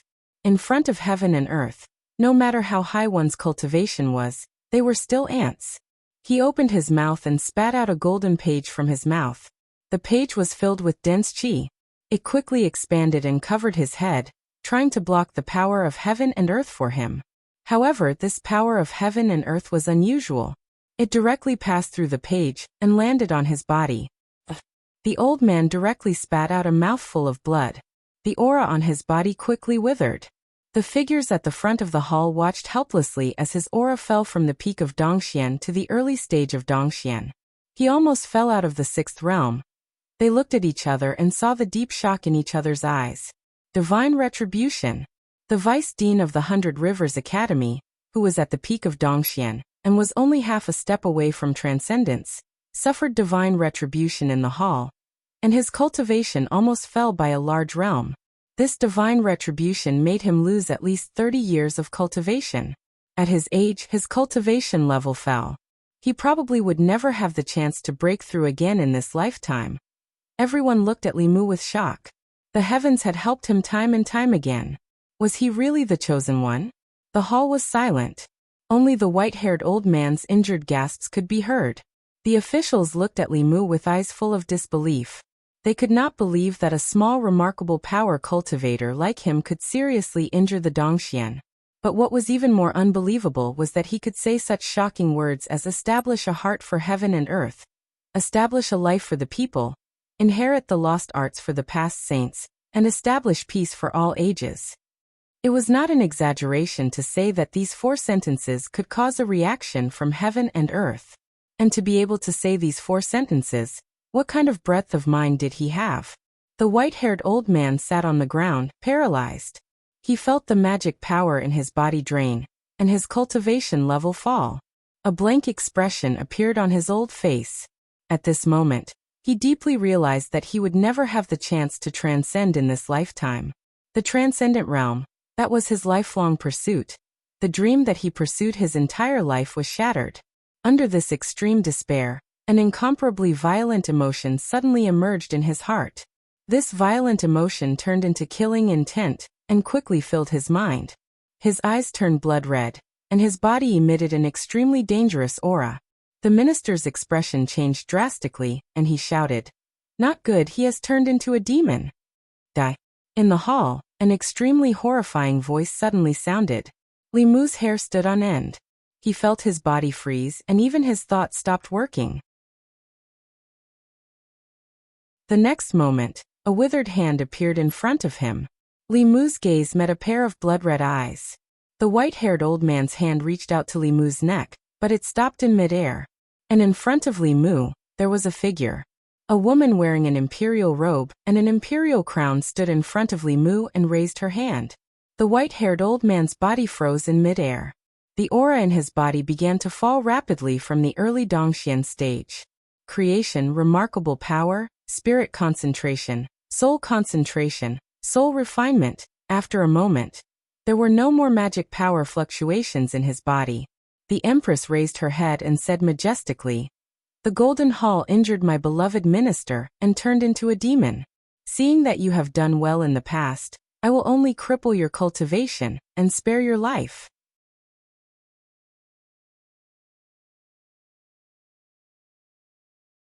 Chapter 259. The Crepe Myrtle Palace was so quiet that the courtiers could hear their own breathing and heartbeats. Everything happened too quickly. Even though they had experienced countless major events in their lives, none of them were as shocking as the scene just now. Vice Principal Huang was rude in front of the palace and used her power to oppress others. With her cultivation at the peak of the 6th realm, she attacked a minor 4th realm official. Although it was a bit of bullying, she bullied a favored official in front of Her Majesty. She was also disrespecting Her Majesty. However, he had the right to do so. In his life, he had nurtured hundreds of important courtiers for the imperial court, from the county magistrate and deputy to the governor of a county, the minister of the 6 ministries, the 3 provinces, the 6 ministries, the 9 temples, and the 24 divisions. How many of them were his students? Even in the palace today, many courtiers had to respectfully address him as Sir in front of him. Not to mention a minor official or an imperial censor. Even if Vice Principal Huang pointed at the minister's nose and scolded him, the minister would still have to lower his head and listen. However, Li Mu did not do so. When Vice Principal Huang was pressuring him and asking him what his intentions were, he said such shocking words of truth. Establishing a heart for the heavens and earth. Establishing life for the people. Inheriting the lost knowledge of the past saints. Establishing peace for all ages. These 4 words of truth directly resonated with the heavens and earth. Li Mu borrowed the power of the heavens and earth and used his own methods to make Vice Principal Huang fall from the peak of Dongxian to the early stage of Dongxian, completely crushing his hopes of attaining transcendence. The fall of his realm and the destruction of his hopes caused Vice Principal Huang to directly enter the demonic path in the palace and lose his mind, forcing His Majesty to personally cripple his cultivation. The harm that a peak 6th realm expert who had entered the demonic path could cause was immeasurable. His Majesty only crippled his cultivation and spared his life, already taking into account his past contributions. However, what shocked everyone was Li Mu. There was no such thing as a chosen one in this world. It was his actions and his words of truth that were recognized by the heavens and earth because in the eyes of the heavenly axiom, he was more righteous than Vice Principal Huang. If someone else had said these 4 sentences, even more people would have scoffed at them. However, everyone could see that Li Mu was really using his actions to fulfill these 4 mantras. It was no wonder that he could resonate with heaven and earth. This was a person without selfishness. He was neither friend nor foe. He cared for the people, was not afraid of heaven and earth. He was loyal to his country and had justice in his heart. Even heaven and earth were moved by such a person. With his cultivation crippled, Vice School Head Huang was overwhelmed by rage and fainted. The Empress slowly walked to the top and said, "Send Vice Headmaster Huang back to the academy." 2 guards walked in from outside and silently carried Vice Principal Huang out. The officials were all silent. Even the officials from the 100 Rivers Academy and Vice Principal Huang's former students all maintained their silence. Vice Principal Huang used righteousness to oppress Li Mu, but Li Mu used righteousness to suppress her. His righteousness was the righteousness of the academy. Li Mu's righteousness was the righteousness of heaven and earth. The righteousness of the academy was not worth mentioning in front of the righteousness of heaven and earth. The Empress looked down at the officials and said, "As for the imperial examination, the Central Secretary and the West Platform are to draft the rules within a month. After that, The imperial court will follow the imperial examination system in selecting officials. Does anyone have any objections? The officials continued to be silent. No one spoke. At this point, who could have any objections? Who dared to have any objections? In the past, the academy had the righteousness. In the past 100 years, they had sent countless talents to the academy. Even Her Majesty could not be stubborn. But now, Li Mu's righteousness had overwhelmed the righteousness of the academy. Vice Principal Huang had been possessed by the devil in the Golden Hall, and her cultivation had been destroyed. The righteousness of the academy had been seized by the Empress. As her subjects, they could not resist the Empress. Now that they could not even reason with her, what else could they say? The Central Secretary was silent for a moment. Then he stood up and bowed, saying, "Yes, Your Majesty." The Empress glanced at the officials and said majestically, "Dismissed." The Empress left from the back of the palace. After the officials bowed, they began to leave the Ziwei Palace in an orderly manner. Their eyes lingered on Li Mu for a long time. Their eyes were very complicated. All along, in the eyes of the officials in the imperial court, he was a disruptor and a destroyer of the established rules of the imperial court. Except for Her Majesty, he was disliked by everyone. He was an alien in the eyes of the officials. Until today, some people realized that Li Mu was not breaking the rules. He was re-establishing the rules. Perhaps in his eyes, they were the aliens. There was no doubt that the structure of the imperial court would be changed after today. If His Majesty had Li Mu, he would have righteousness. If Li Mu had His Majesty, he would have a backer. Her Majesty had dignity and force. Li Mu convinced people with reason. But his reason was not reason, but the law of the heavens. After the officials left, Li Mu was still standing in the palace and did not leave.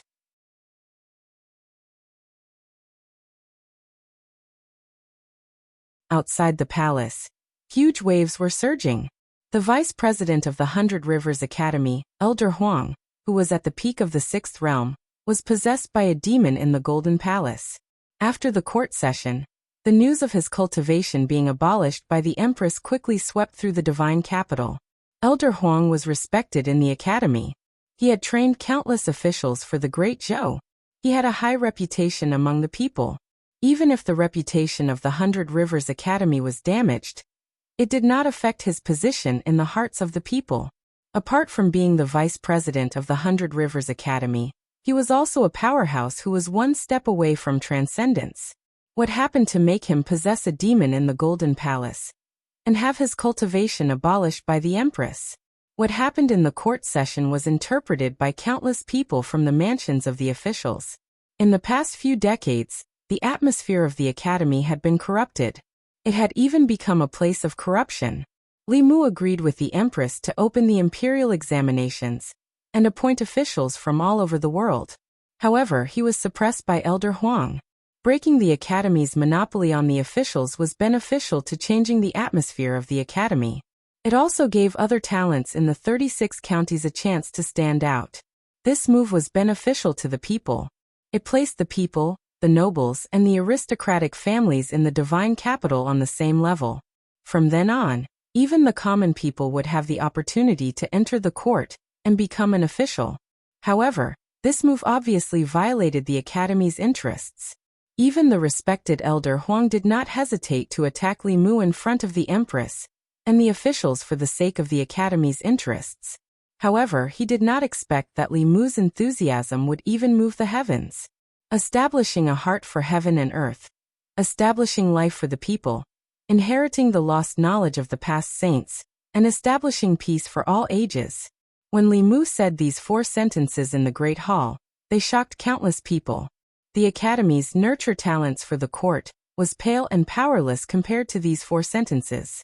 Those who could say these 4 sentences and put them into practice personally were worthy of being praised by all ages.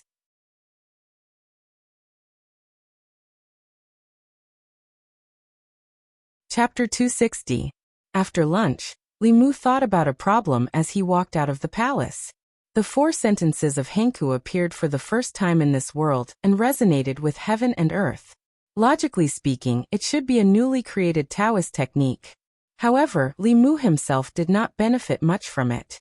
The creation of a new Taoist technique was accompanied by a chance to be imbued with the power of heaven and earth. This opportunity could allow the top cultivators of Dongxian to step into transcendence. He had brought many new Taoist techniques to this world. According to this pattern, he should have enjoyed the imbuement of heaven and earth many times. His cultivation should have reached the 8th or 9th realm instead of the 4th realm. Could it be that in order to obtain the power of heaven and earth, one had to comprehend and create Taoist techniques themselves? Heaven's will was unpredictable. Until now, the cultivation world had not figured out what the heaven's way was. It seemed unrealistic to plagiarize a few sentences and become a super powerhouse in the world. Li Mu sighed regretfully. He decided not to bite off more than he could chew. It was better to be down to earth and cultivate with peace of mind first. Although there were no inner demons now, it did not mean that there would not be in the future. Cultivators feared inner demons as much as heaven's wrath. Inner demons not only affected one's cultivation and personality, but also consumed one's lifespan. It was said that the former emperor had an inner demon because of something.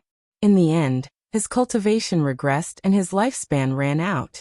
Even though the late emperor was unable to ascend to the transcendence realm, he was still a see-through realm cultivator. Not only the late emperor, but even someone as strong as the white-haired old man would lose his mind after his cultivation regressed. He would lose his mind in an instant and lose his mind. Even see-through realm cultivators could not defeat their inner demons, so Li Mu had to be more careful. If it were not for Her Majesty, Li Mu would have had to use the golden armor talisman. The vice principal's cultivation was destroyed by Her Majesty. He did not know if the Baichuan Academy would revolt. Their principal had also transcended. If the 4 academies joined forces, Her Majesty might not be able to bear the pressure. Baichuan Academy. Vice Principal Huang had not woken up after being sent back to the academy. Vice Principal Chen looked at him with sorrow. He sighed and said, "Why did you do this?" One of the instructors said angrily, "Even if Her Majesty wants to attack the academy, she shouldn't be so cruel to Elder Huang. Isn't she afraid of disappointing the students of the academy and the people of the world?" Vice President Chen shook his head and said, "Elder Huang's realm has fallen, and there is no hope for him to transcend in this life. He has already turned into a demon. If there are no powerhouses in the upper 3 realms to stop him, a cultivator from Dongxian who has turned into a demon can slaughter a city and destroy a country." One of the instructors sighed and said, "His Majesty has already decreed that from now on, the imperial court has to select officials through the imperial examination. What should the academy do?" "Haha, the imperial court selects the best. If the students from the academy are not as good as others, it means that they are not talented enough. Even if they lose, there is nothing to complain about." A burst of laughter sounded in everyone's ears. A thin middle-aged man walked in from outside. "Dean." When they saw the middle-aged man, everyone bowed. Even Vice Principal Chen bowed slightly to him. Then he looked at the white-haired old man lying on the bed and said, "Principal, Elder Huang the middle-aged man said, "I know all about it." He waved his sleeve, and a white light enveloped the white-haired old man's body. The old man frowned, but he still did not open his eyes. The middle-aged man shook his head and sighed, saying, "He doesn't want to wake up again." Vice President Chen sighed, but he was not surprised. How powerful were the cultivators of Dongxian? One person could fight against 10,000 soldiers. They could observe the sky and know the number of stars. With a raise of their hand, they could move mountains and fill the sea. In the eyes of mortals, they were like gods. It was probably unacceptable for anyone to turn from a powerful god to an ordinary person. It was reasonable that Elder Huang did not want to wake up and face this cruel reality. The middle-aged man said, "I once advised him. Although the academy can help him condense his psyche power to cultivate, it is also a cage for him. He is trapped in this cage, enslaved by obsession, and finally destroyed by obsession." Vice President Chen knew very well that the existence of the academy played a vital role in Elder Huang's cultivation. It was precisely because of this that he did not want to see the academy decline. Because if the academy declined, his cultivation would also be blocked. This was his selfishness. Unfortunately, the selfish Elder Huang met the selfless Li Mu. One was for his own cultivation, and the other was for the people and the foundation of the Great Zhou. This time, even the heavenly path stood on Li Mu's side. The middle-aged man walked out of the room and said, "I have been negligent in managing the academy for the past few years." Vice President Chen immediately said, "It's all my fault. I only cared about their cultivation and schoolwork, but I neglected their morals. That's why the academy has developed such a bad trend." The middle-aged man said, "The academy is a place to educate and cultivate talents for the Great Zhou. This is also the original intention of Emperor, when he established the academy. It's better not to participate in the affairs of the state." Vice President Chen nodded and said, "Yes." Everyone in Luoyang knew about Vice President Huang of the Baichuan Academy in a few days. As the spiritual symbol of the Baichuan Academy, Elder Huang had been in the academy all his life. He had cultivated many capable officials for the imperial court. His status in the hearts of the people was naturally very high. Many students of the Baichuan Academy also regarded him as their faith. But now their faith had collapsed. Not only that, but the rules that had been maintained between the academy and the imperial court for more than 100 years had also completely changed. In the past 100 years, the nobles, officials, and prominent families of the Great Zhou had sent their children to the academy. They would study in the academy for 3 years, and then they would all be accepted by the imperial court. The outstanding students would immediately be granted official positions and become officials of the Great Zhou. If there were no vacancies in the imperial court, they would have to wait. But no matter what, the students from the academy would sooner or later become officials of the Great Zhou. It had been so for the past 100 years. However, from now on, this rule that had been rooted in everyone's hearts was about to change. In the future, the officials of the imperial court would no longer be produced by the academy. Any citizen of the Great Zhou, as long as they had a clean background, regardless of whether they were rich or poor, noble or not, whether they were officials, nobles, or disciples of famous families, as long as they passed the imperial court's examination, they would have the opportunity to become an official. From now on, the lower-class citizens of the Great Zhou would also have the opportunity to rise to the upper class. Although this would affect the interests of the nobles, what was rare was that the officials who represented the interests of the various parties in the imperial court all remained silent about this matter. This was because the 4 great academies had also remained silent. The 4 great academies existed for 2 reasons. First, it was to provide talents for the imperial court. Second, it was to restrain the imperial power. This was a decision made by a wise ruler, Emperor Wen of the Great Zhou. During Emperor Wen's time, the Great Zhou was peaceful, and the people lived a prosperous and peaceful life. It was the most prosperous time since the founding of the Great Zhou. Emperor Wen was worried that the future emperor of the Great Zhou would be muddle-headed and ruin the foundation that his ancestors had laid. So he specially gave the 4 great academies a special privilege. If the emperor was muddle-headed and brought disaster to the Great Zhou, the 4 great academies could set things right and return the Great Zhou to the right track. In the past 100 years, the 4 great academies had only used this power once.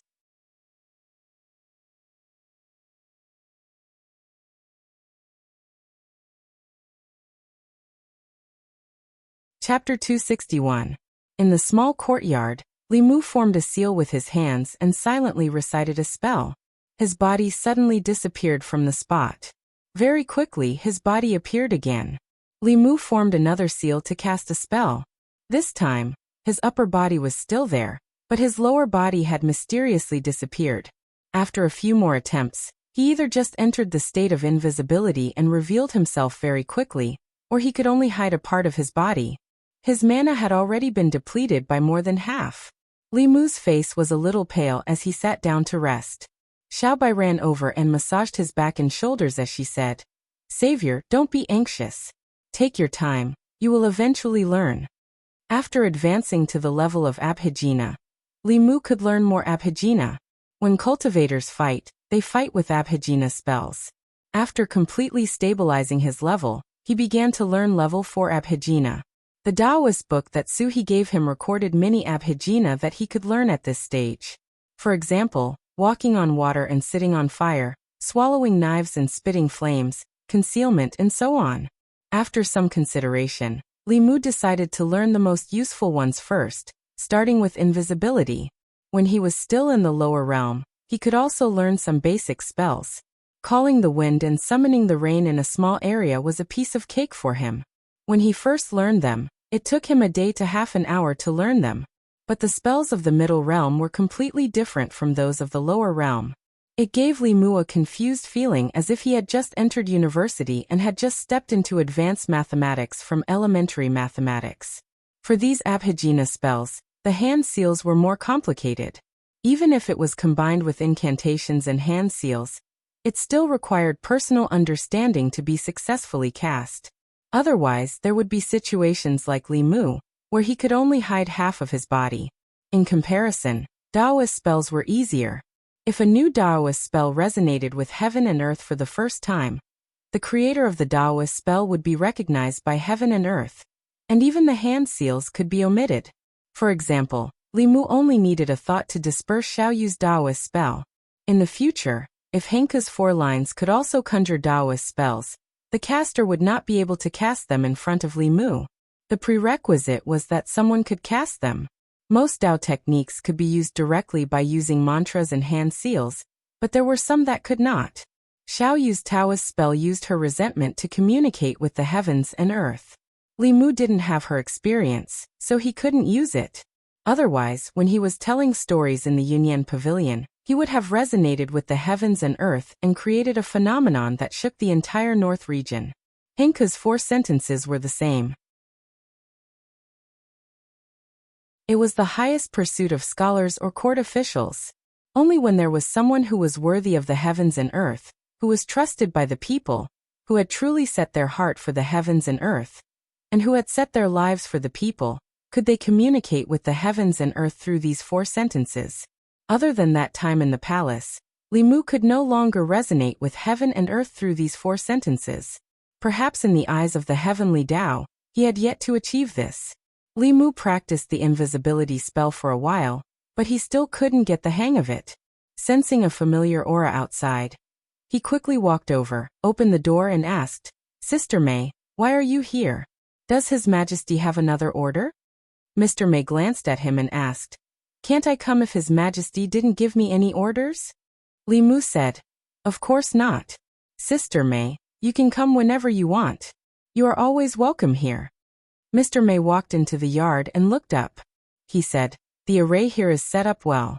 Even a cultivator of the 5th realm would have to spend some effort to break it. Did you set it up?" Li Mu smiled embarrassedly and didn't deny it. Li Mu had the right to be proud of his array skills. No, it was Thousand Illusions Venerable who had the right to be proud. Among the 10 demonic sects, there was a sect called the Forbidden Sect, which was famous for its array skills. Thousand Illusions Venerable had once used his strength to snatch the Forbidden Sect's array book. In addition, Li Mu was very talented in array skills and had Thousand Illusions Venerable's memory. If he had enough materials, it wouldn't be difficult for him to set up a big array that could trap Dongxian. Mr. May looked up to observe the array. Li Mu said, "Xiao Bai and I are preparing to cook. Sister May, do you want to stay and eat with us?" Mr. May shook his head and said, "There is no chance today. His Majesty wants you to go to the palace." Li Mu was confused. "It's my day off today. Why does His Majesty want to see me?"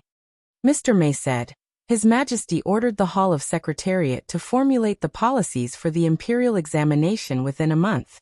In the past, the imperial court chose officials from the academy. More than 100 years ago, it was recommended by each family. The Hall of Secretariat didn't have a precedent and didn't know where to start. Since you proposed the imperial examination, His Majesty wants you to guide the officials of the Hall of Secretariat and formulate the policies for the imperial examination." Li Mu felt a little regretful. When he was in the Yamen, he was very busy and had to patrol every day. When he finally had his day off, he finally had time to accompany Xiao Bai. He had made an appointment with her to buy food and cook, but he was suddenly summoned by the Empress. Xiao Bai's bright eyes flashed with a trace of disappointment.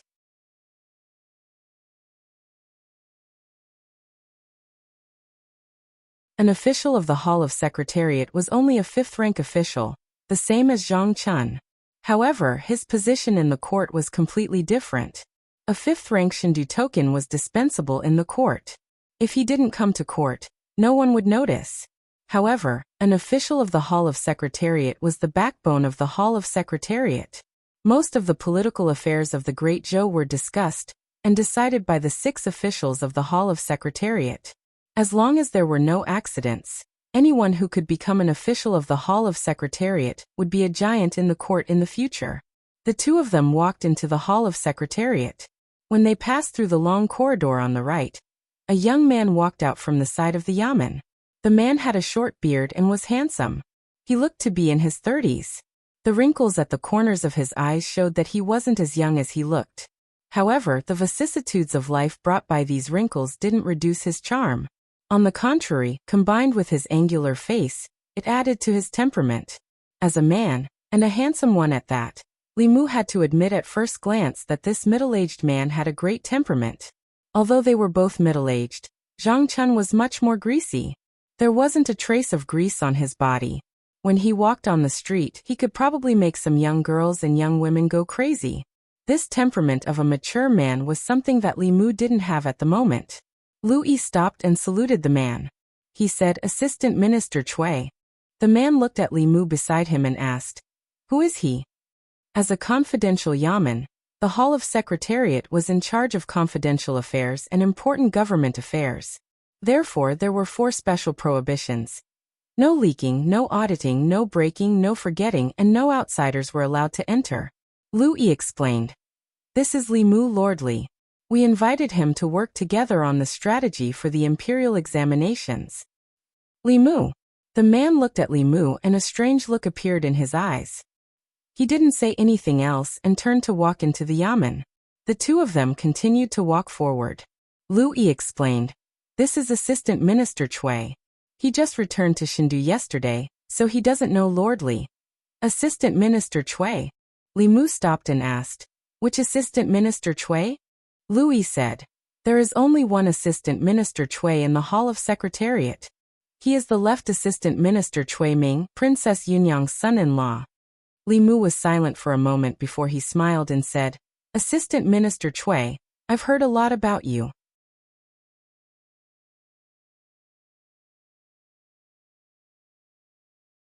Chapter 262. Lu Yi was surprised. Officially knows about Assistant Minister Cui? Before Li Mu came to the capital, Assistant Minister Cui had left and only returned yesterday. There was no reason for him to know about Assistant Minister Cui. Li Mu smiled. "Of course I know. I come from the North County. Assistant Minister Cui was a county magistrate there for a period of time. Even now, there are still legends about him in the North County." No wonder. Lu Yi seemed to have thought of something. Assistant Minister Cui is handsome and heroic. Everywhere he goes, countless girls go crazy for him. I didn't expect that after being in the capital for so long, there are still people in the North County who remember him. Li Mu had only heard of Cui Ming before. Now that he saw him, he knew how he could use women to rise up the ranks. This person's appearance and temperament were excellent. If he debuted in the future, he would easily attract a group of female fans who would call him hubby behind his back. Since ancient times, people's pursuit of appearance had never changed. No matter if it was a young girl or a young woman, it was hard to resist this temperament. Madame Chu, the daughter of the Zhejiang County Magistrate, and Princess Yunyang had all fallen into his hands. Li Mu wanted to use Lu Yi to find out more about Cui Ming. He revealed a gossipy expression and said, "I heard that Assistant Minister Cui had several marriages." Lu Yi nodded.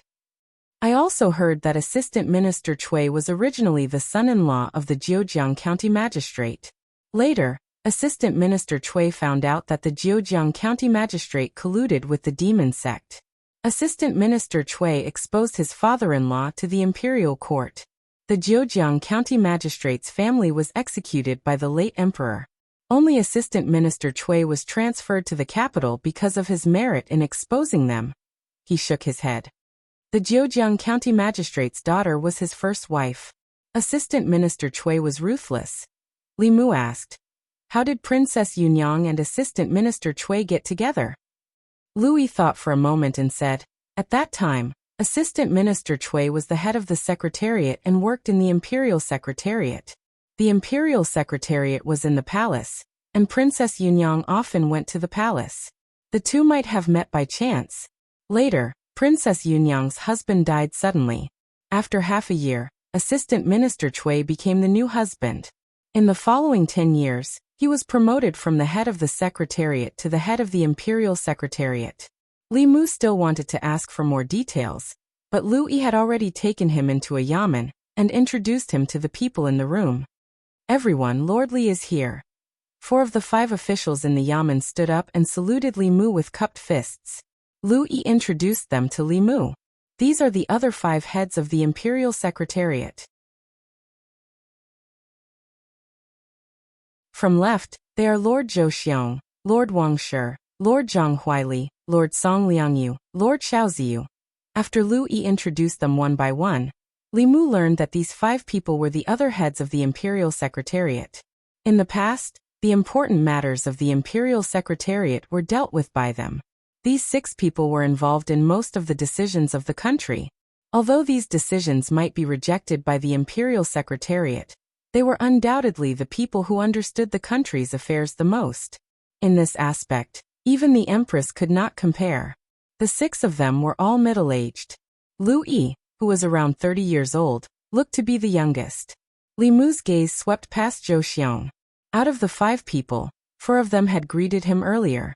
Only this person was still sitting on the chair, not moving at all. Lu Yi coughed softly and said, "Lord Zhou, we are here on the Empress's orders. We hope that Lord Zhou can put aside past grievances and discuss the imperial examination together." Li Mu asked, "Does he have a grudge against me?" Lu Yi walked to Li Mu's side and whispered in his ear, "Lord Zhou Xiong is Minister Zhou's uncle."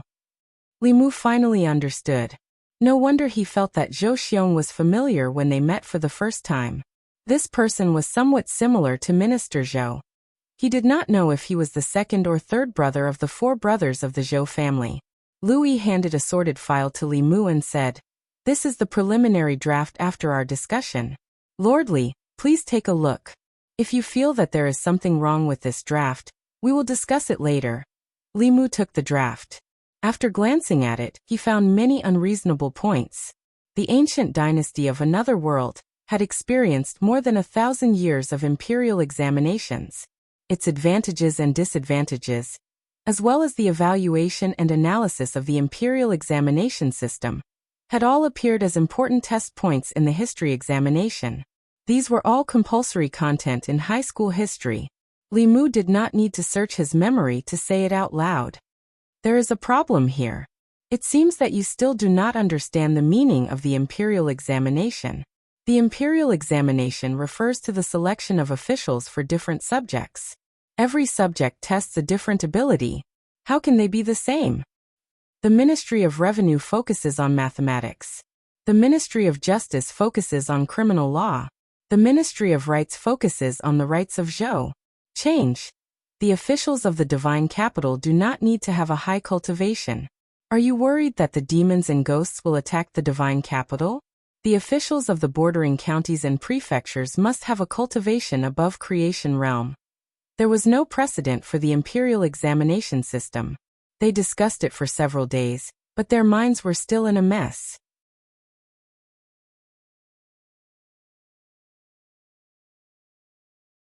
Li Mu took Xiaobai's hand and said, "Let's go." Xiaobai held Li Mu's hand and said, "Benefactor, there are many beautiful flowers in the garden." Li Mu smiled and said, "If you like, we can go back and plant flowers in the garden at home." A figure walked out of the secretariat and said, "It's been a few months. Mr. Mei, you're still as handsome as ever." Mr. Mei looked back at Cui Ming and said lightly, "Mr. Cui, you're back." Cui Ming smiled gently and said, "I just came back to Luoyang yesterday. I'm about to meet His Majesty to report on my work. Mr. Mei, please pass the message." Mr. Mei shook his head and said, "His Majesty is very busy. It's not important to report on your work. Mr. Cui, it won't be too late to report on your work tomorrow morning." As soon as she finished speaking, footsteps came from behind her. Li Mu came back with Xiaobai and said, "Sister Mei, I have something to discuss with His Majesty." Mr. May nodded and said, "Follow me." Seeing the three of them leave, Cui Ming went back to the secretariat and found a manager. He asked, "What happened in the court when I wasn't in Luoyang?" The manager said, "Many things happened in Luoyang in the past 2 months. Since Li Mu came to Luoyang, a group of officials were beaten up and the silver method was abolished. Then, Zhou Chu of the Zhou family was struck to death by lightning. A few students of the academy were beheaded. Elder Huang of the Baichuan Academy was possessed by His Majesty in the Golden Palace, and his cultivation was abolished. Cui Ming had just come back to Luoyang last night, so he didn't know about these things. The last time he heard of Li Mu's name, it was the evil spirit that was born in North County. A constable named Li Mu pointed at the sky and cursed, causing a vision of heaven and earth. Later, the Douyi's injustice that was promoted by the court to all counties was also related to Li Mu. Cui Ming didn't expect so many things to happen in Luoyang while he was away. He couldn't believe it and said uncertainly, "Did Li Mu do all this?" The manager of the secretariat nodded and said, "He's now His Majesty's favorite official." Favorite official? Cui Ming heard this and his face darkened.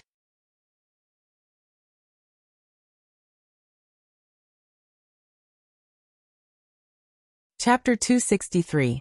On the way to Shangyang Palace with Mr. May to meet the Empress, Li Mu asked Mr. May, "Does Sister May have a grudge with Assistant Minister Cui?" Mr. May looked back at him and asked, "Why do you say that?" Li Mu said, "From the way you talk to him, you don't seem to like him very much."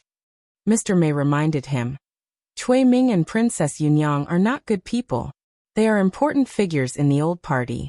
You should stay away from them." Hearing this, Li Mu's impression of Mr. May improved. Sure enough, as the commander of the May Guards and one of the Empress's most trusted subordinates, her taste was not comparable to that of those vulgar women.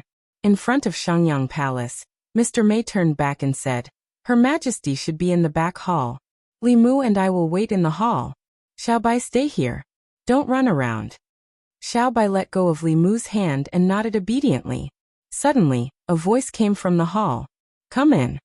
With the Empress's permission, Mr. May said, "Then let's go in."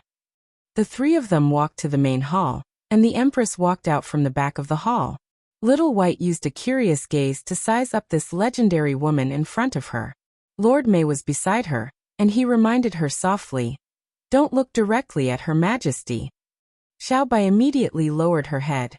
The Empress did not mind Xiaobai's unintentional offense. She asked Li Mu directly, "How's the discussion with the officials of the Secretariat about the imperial examination?" Li Mu said, "There should be a result in a few days." The Empress said, "We must make a perfect policy within a month. I have ordered the 36 counties to recommend local talents as soon as possible. 3 months later, they will participate in the imperial examination with the students of the academy." 3 months was a bit rushed from the formulation of the policy to the implementation. But if they were well prepared, it was not impossible. On the contrary, it could show His Majesty's decisiveness and determination to change the old system. The core of the imperial examination was just a few tests to select talents. Removing some cumbersome etiquette and simplifying the process, 3 months was more than enough. Li Mu cupped his fists and said, "Yes, Your Majesty." The Empress then asked, "What business do you have with me?" Li Mu asked, "I would like to ask Your Majesty, is there any shortcut to the art of invisibility?" The difficulty of mastering the 3 middle realms was beyond Li Mu's imagination. Some cultivators who didn't belong to a sect could only slowly comprehend it on their own. The Empress was also an important cultivation resource for Li Mu. Not only was she a powerhouse in the upper realm, but she was also very talented.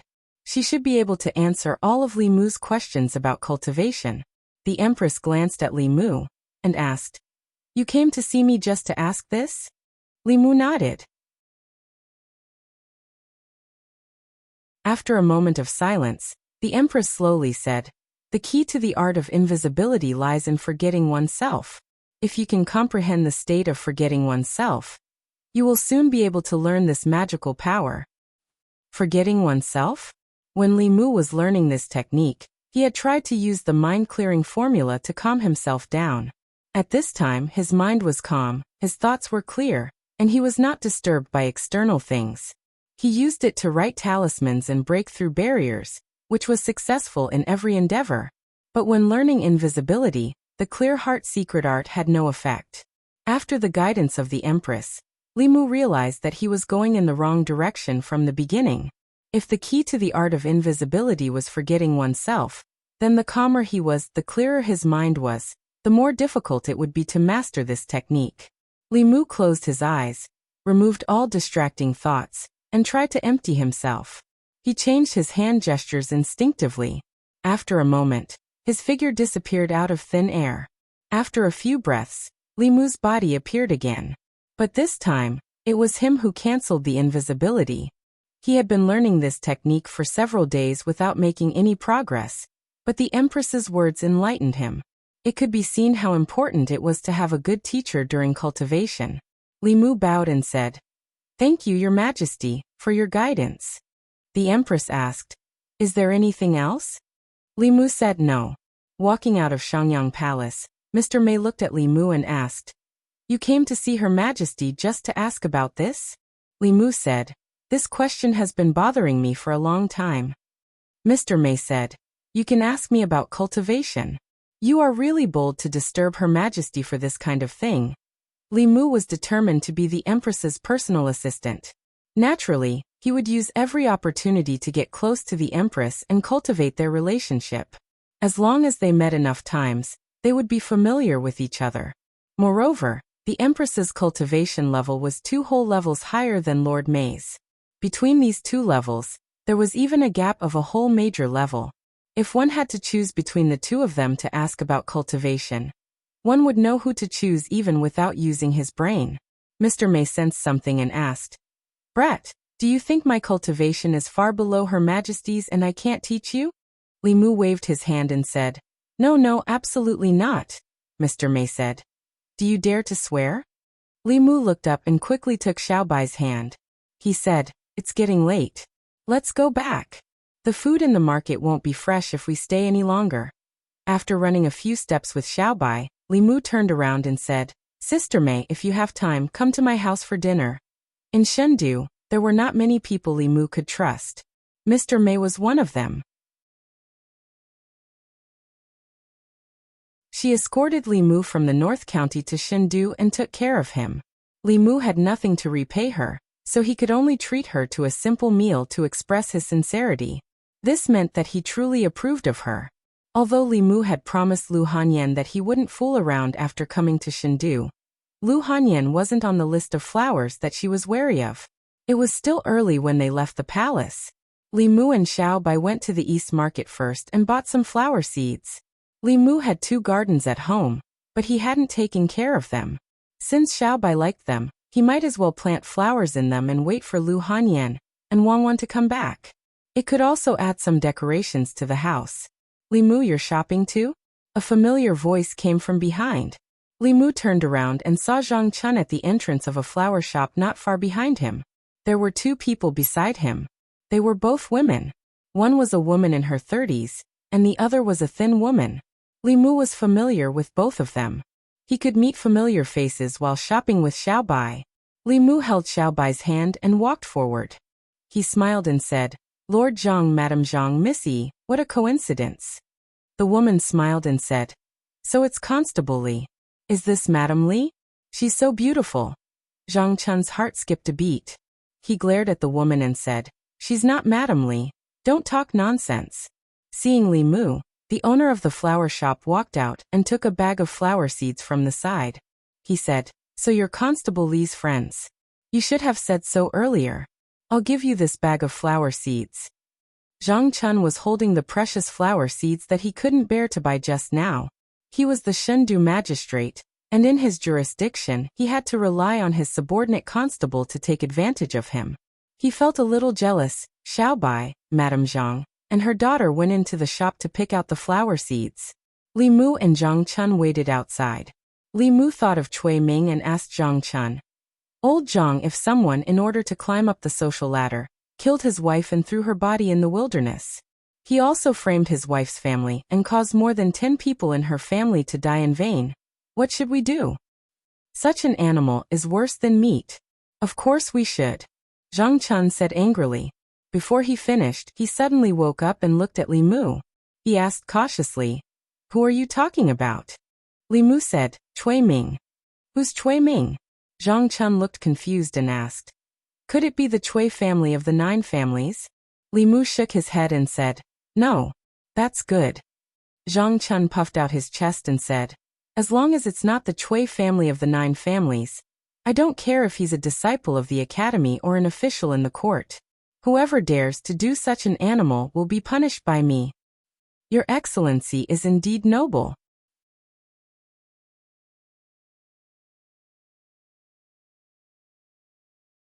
"I didn't expect the women of Luoyang to be so indecent," Li Mu said.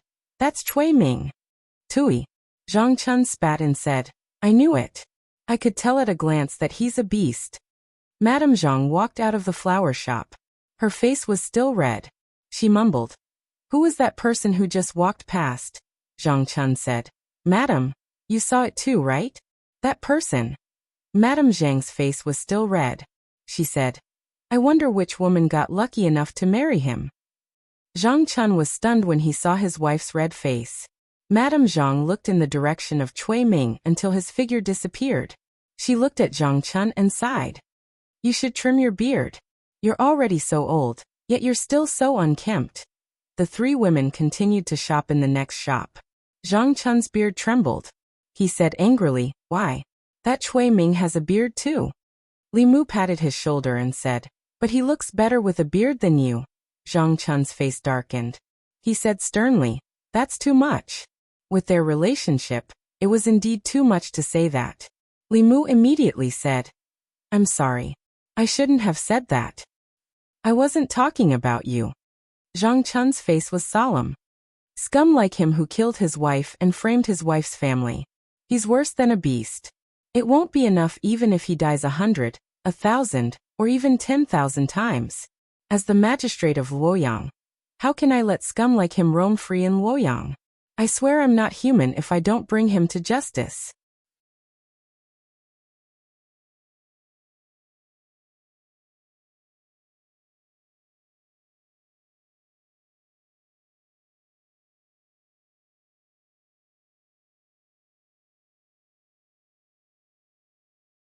Two of them were Mr. Mei and the Empress' personal maid, Shangguanli.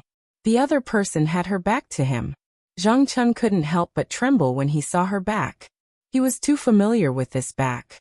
That day in the hall, she was the one who destroyed Elder Huang, who was at the peak of Dongxian.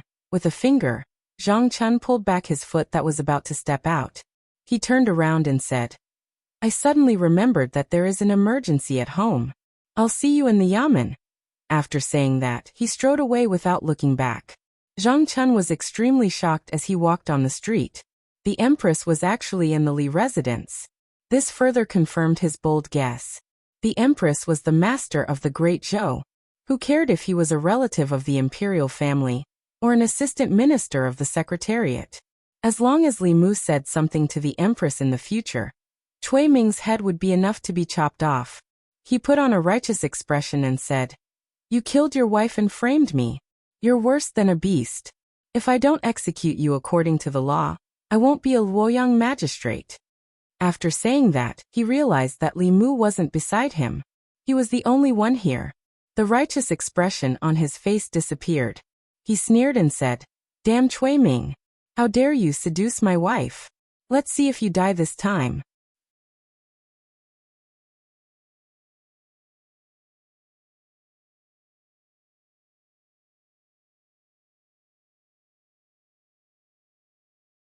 If His Majesty has to deal with every matter, what is the point of having them? Mr. Mei grabbed Li Mu's arm and said, "Let's go. I'll go help you guys in the kitchen." After being dragged into the kitchen by Mr. Mei, Li Mu knew that they had decided to stay for dinner. Although he and Xiao Bai bought enough food for 2 people to eat for 2 days, and the 5 of them finished it in 1 meal, he didn't lose out. After all, the Empress was probably the only family in the Immortal's capital that could benefit from her. Mr. Mei took care of him like a big sister, so it was only right that he treat him to a meal. The Empress was Li Mu's financial backer, so he had to serve her well. As for Shangguanli, Li Mu had automatically filtered her out. Li Mu and Xiao Bai made 4 dishes and 1 soup for the 5 of them. It wasn't a sumptuous meal, mainly because they didn't buy much. After the dishes were served, the Empress sat at the table while Mr. Mei and Shangguanli stood behind her. The Empress said, "This isn't the palace. Sit down." Li Mu was hesitant at first, but after hearing what the Empress said, he felt relieved and sat down with Xiao Bai. Mr. Mei and Shangguanli sat on her left and right, acting more cautiously. They only picked up their chopsticks when the Empress picked up. They would only eat the dishes in front of them. From Li Mu's point of view, being the Empress was meaningless. After sitting on the throne, his family and friends would all change. At least for Li Mu, he would rather not have power than give up these things. Usually it was just him and Little White at home. When it came to dinner, there were no rules. It was normal for them to chat and laugh. However, with the Empress present, Lord Mei and Gong Sunli were like guardians, sitting at the side obediently. The atmosphere was a bit tense, and the meal was tasteless. The Empress suddenly asked, "Why do you have a fox demon with you?" Hearing this, Xiao Bai was shocked. She immediately put down her chopsticks and moved closer to Li Mu. Li Mu explained, "Before she transformed, I saved her once. After that, I met her again. In order to repay my kindness, she has been by my side ever since." The Empress asked, "Repay my kindness? She's from the Heavenly Fox clan?" Li Mu nodded. The biggest difference between the Heavenly Fox clan and the ordinary Fox clan was that they would repay kindness and revenge, and would not be tainted by karma. Hundreds and thousands of years ago, their ancestors had become heavenly foxes and had passed down their bloodline until now. In fact, there was not much bloodline power left. The Empress stretched out her hand, and a sparkling and translucent crystal bottle appeared in her palm. The crystal bottle was half filled with a bright red liquid. Li Mu didn't know what the liquid was, but Xiao Bai seemed to sense something. She grabbed Li Mu's hand tightly and looked a little scared. The Empress said, "There are a few drops of black fox essence blood here. They are useless to me, but they should be useful to her. Give them to her." Li Mu's eyes lit up. The Fox clan's strength was determined by the number of tails. 1 to 3 tails could only be called demon foxes. 4 to 6 tails could be called spirit foxes. Those who could be called black fox had at least 7 tails, which was equivalent to the 7th realm of human beings. If Xiao Bai could absorb these drops of black fox essence blood, there was a great chance that she could grow another tail and evolve from a demon fox to a spirit fox. Li Mu accepted the crystal bottle for Xiao Bai and said, "Thank you, Your Majesty." The Empress said, "I ate the food she cooked. Just take it as an exchange." This exchange couldn't be more worth it. The black fox essence blood was enough to make all the fox demons fight over it. For more than 100 years, no black fox was born in the Great Zhou. Perhaps only the nation of demons had such an existence. As expected of the Empress, she even had such a precious thing and was generous. If she was willing, Li Mu didn't mind quitting his position and becoming her personal chef. After dinner, Li Mu sent the 3 of them out and said with a smile, "Take care. You're welcome to come again." Back in the courtyard, Li Mu instructed Xiao Bai, "Go back to your room first and adjust your magic power to its peak state. I'll guard you tonight. After refining these drops of black fox essence blood, you should be able to evolve." Xiao Bai had been in human form for some time, and had an endless supply of spiritual jades. Originally, she still had a long way to go before she could evolve to 4 tails. However, these few drops of black fox essence blood were enough for her to evolve from a demon fox to a spirit fox overnight. Xiao Bai still needed a few more hours to adjust herself to her peak state. Taking advantage of this time, Li Mu returned to the government office first. As soon as he stepped into the office, Zhang Chun walked out from the back of the office. He walked up to him and asked softly, "Has Her Majesty left?" Li Mu replied, "She left after dinner." Zhang Chun sighed. "You're really good in the kitchen. You're virtuous and virtuous. You're a motherly model of the world."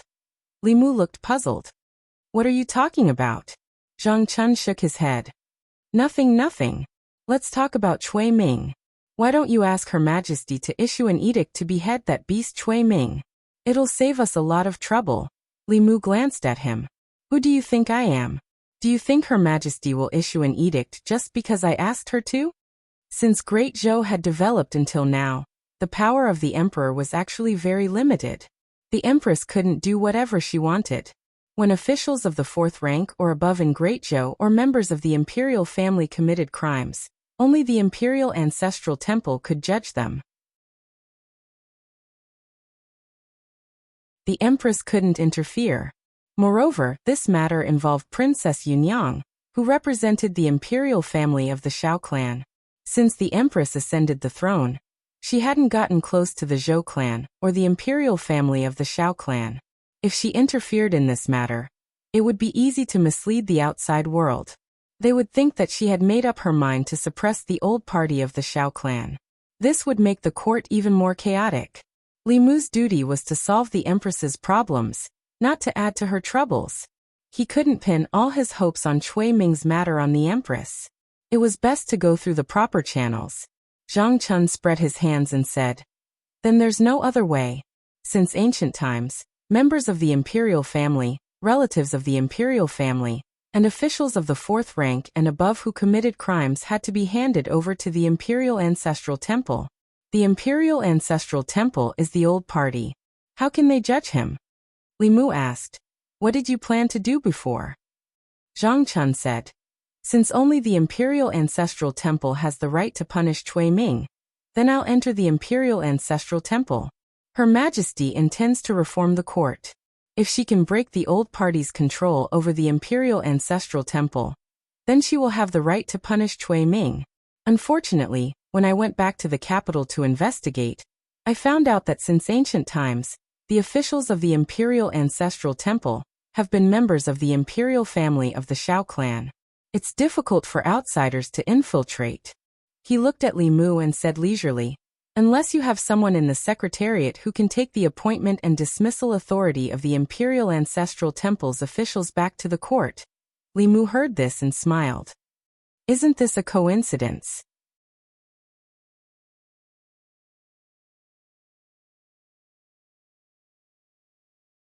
Chapter 266. Li Mu had no one in the Secretariat, but as the advisor of the Secretariat, he had a lot of say in the reform of the Great Zhou's official selection system. If the Empress was involved in Cui Ming's case, things would become even more complicated. If he could infiltrate the Imperial Clan Temple, everything would become legitimate. The formulation of this Imperial examination policy was the best opportunity. He would go to the Secretariat tomorrow. Today he would help Xiaobai to guard her, and let her complete the transformation from a demon fox to a spirit fox. Night. Li residence. The young girl sat cross-legged on the bed. Li Mu sat cross-legged behind her. His two hands were pressed against her back, continuously transferring the mana in his body into her body. The cork of the crystal bottle placed in front of the bed suddenly opened. The bright red blood flew out of the bottle and entered Xiaobai's body. These few drops of black fox blood essence contained a large amount of spiritual power. After fusing with Xiaobai's blood, it made the blood in her body boil, and a large amount of white gas emitted from her body. Li Mu used all his mana to help her refine the few drops of black fox blood essence. The young girl's delicate little face was frowning. She bit her lips lightly as if she was enduring great torture. In her body, the black fox blood essence was constantly resisting. However, it soon seemed to have sensed something and gradually became gentle. It began to completely merge with her blood. Li Mu also noticed the piece of the black fox blood. These few drops of blood should have sensed the aura of its race. The few drops of blood essence no longer resisted, and the refining process became much easier. Xiaobai could do it alone. Li Mu had just retracted his hand when he suddenly felt a few fluffy things in his arms. He looked down and found 4 white tails. When a fox demon evolved, it would grow an extra tail. If it could not maintain a complete human form, its tail would appear. Li Mu sat cross-legged behind Xiaobai. Her tail reached into Li Mu's arms. She used to have 3 tails. Now that she had 4 tails, it meant that she had successfully advanced. The young girl turned around and looked at Li Mu, her charming eyes like silk. "Benefactor, I have advanced to four-tailed. Her beautiful face and enchanting eyes seemed to want to suck Li Mu's soul out of his body. Li Mu recited the clear heart incantation to get rid of her charm. He reached out and knocked on her forehead, saying, "Don't charm me." The young girl covered her head and said with grievance, "I didn't." Her pitiful expression made Li Mu's heart flutter again. Li Mu jumped off the bed, arched his back, and fled. He said, "I'm going to cultivate in seclusion. Tonight you sleep in your own room." Li Mu fled back to his room and lay on his bed. His heart was still thumping. The charm of a spirit fox was already so powerful.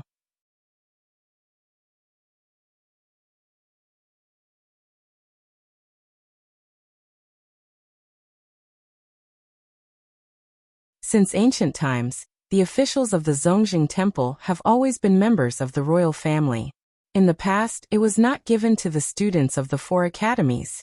Li Mu shook his head and said, "As the most important system of the imperial court in the future, under the imperial examinations, no matter if it is the 3 provinces, 6 ministries, or 9 temples, they must all be treated equally. The Zongjing Temple is no exception." Xiao Ziyu said decisively, "I object. This is an ancestral system. The ancestral system cannot be abolished." Lu Yi and the others did not speak. Although the Xiao clan was not entirely part of the royal family, the royal family of the Great Zhou had a deep relationship with the Xiao clan of the 9 families. They had common interests, so naturally, they would not give up control of the Zongjing Temple. Lu Yi and the others continued to remain silent. To them, whether the Xiao clan controlled the Zongjing Temple or not did not make much of a difference. There was no need for them to interfere. The Zhou clan and the Xiao clan had been fighting in the imperial court for 3 years. Although Zhou Xiong hated Li Mu, he supported him unconditionally on this matter. However, Li Mu had already said that if he did not speak, he would not interfere. His lips moved a few times, but in the end he did not speak. Seeing that no one spoke, Li Mu looked at Zhou Xiong and said, "Zhou Sharon, say something. You said so much just now. Why have you become mute?" Zhou Xiong's chest rose and fell. He swallowed his anger and said, "I agree with what Lord Li said. The various ministries of the imperial court should be treated equally. Why is the Zongjing Temple an exception?" Xiao Ziyu said, "The officials of the Zongjing Temple have always been members of the royal family. This was a rule set by the great ancestor." Li Mu smiled and said, "If the officials of the Zongjing Temple are all members of the royal family, then the ones in charge of the Zongjing Temple should be the Zhou clan. Lord Zhou, don't you think so?" Li Mu hit the nail on the head. Xiao Ziyu could not refute him. Lord Li's words are reasonable. Zhou Xiong quickly agreed. When he looked at Li Mu again, he found that he did not seem as annoying as before.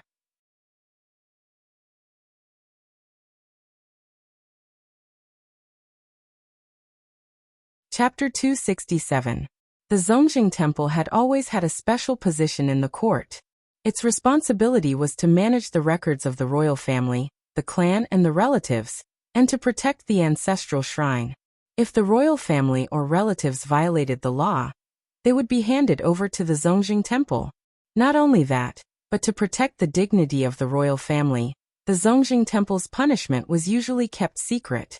To some extent, this was the privilege of the royal family. The Zongjing Temple gradually became the place of protection for the royal family. During the reign of the previous emperor, the power of the Zongjing Temple was further expanded. If an official of the 4th rank or above violated the law, they could only be judged by the Zongjing Temple. This gave the Zongjing Temple absolute power. The Xiao clan used this to suppress their dissidents and protect their own people. When Zhou Zhong was reforming the law, he once proposed to abolish the Zongjing Temple's absolute power. However, he met with great resistance and did not succeed in the end. After the empress succeeded the throne, many of the rules of the previous emperor's reign were continued. The Zongjing Temple was no exception. Now, Li Mu wanted to interfere with the Zongjing Temple controlled by the Xiao clan. This was equivalent to weakening the influence of the old faction of the Xiao clan in the court. In the secretariat, Xiao Ziyu, who represented the interests of the Xiao clan, naturally would not agree. On the other hand, Zhou Xiong, who had a grudge against Li Mu, had a common interest with him in this matter. For the Zhou clan, Any action to attack the old faction was what they wanted. Li Mu looked at Xiao Ziyu and said, "Don't mention the ancestral system to me. All pedantic and backward systems should be reformed and abolished. Such an important department like the Zongjing Temple should not be monopolized by one family. The Zongjing Temple belongs to the court and His Majesty, not the Xiao clan." Lu Yi and the other officials of the Secretariat were speechless. Li Mu's words were still so straightforward, breaking the rules and hitting the nail on the head. Xiao Ziyu frowned. If it was Zhou Xiong who objected, he could still argue with him. However, the interests of the Imperial Clan Temple had nothing to do with Li Mu. His words were completely from the standpoint of an outsider. He was speaking for the sake of the justice of the Imperial Court. No one could be so righteous as to oppose justice with selfishness. Li Mu continued, "If you insist on the ancestral system, then all the officials of the Zheng Temple today should be the Zhou clan and not the Xiao clan." Zhou Xiong immediately said, "This official agrees with what Lord Li said." Xiao Ziyu didn't understand. The royal Xiao family hadn't offended Li Mu. Instead, it was the Zhou family that had a life and death grudge with him. Why did he insist on speaking for the Zhou family? More importantly, he could not refute Li Mu's words. If he insisted on the ancestral system, then the Zhou family would definitely not let go of the ancestral system. At that time, they might lose everything. If he agreed to the restructuring, the Imperial Ancestral Temple would still be the current Imperial Ancestral Temple. The officials who entered the Imperial Ancestral Temple through the Imperial examinations would definitely start from the bottom and would not affect the overall situation. After comparing the two, he quickly came to a decision. He smiled and said, "I was too narrow-minded. Sir Li is right. The Imperial Ancestral Temple is the Imperial Ancestral Temple of the court. It should be treated the same as all the other ministries and should not be independent of the Imperial examinations." Walking out of the Secretariat, Li Mu's face flashed with a smile.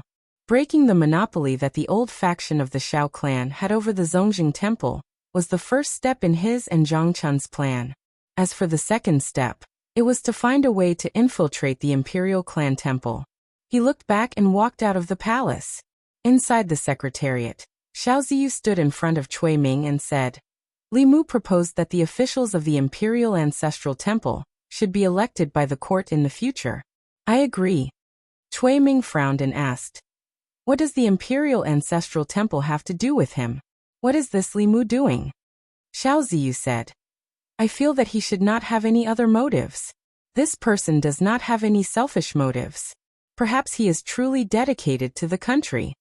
Cui Ming said, "There is no need for outsiders to interfere with the Imperial Ancestral Temple. This is a deterrent to the officials of the fourth rank and above.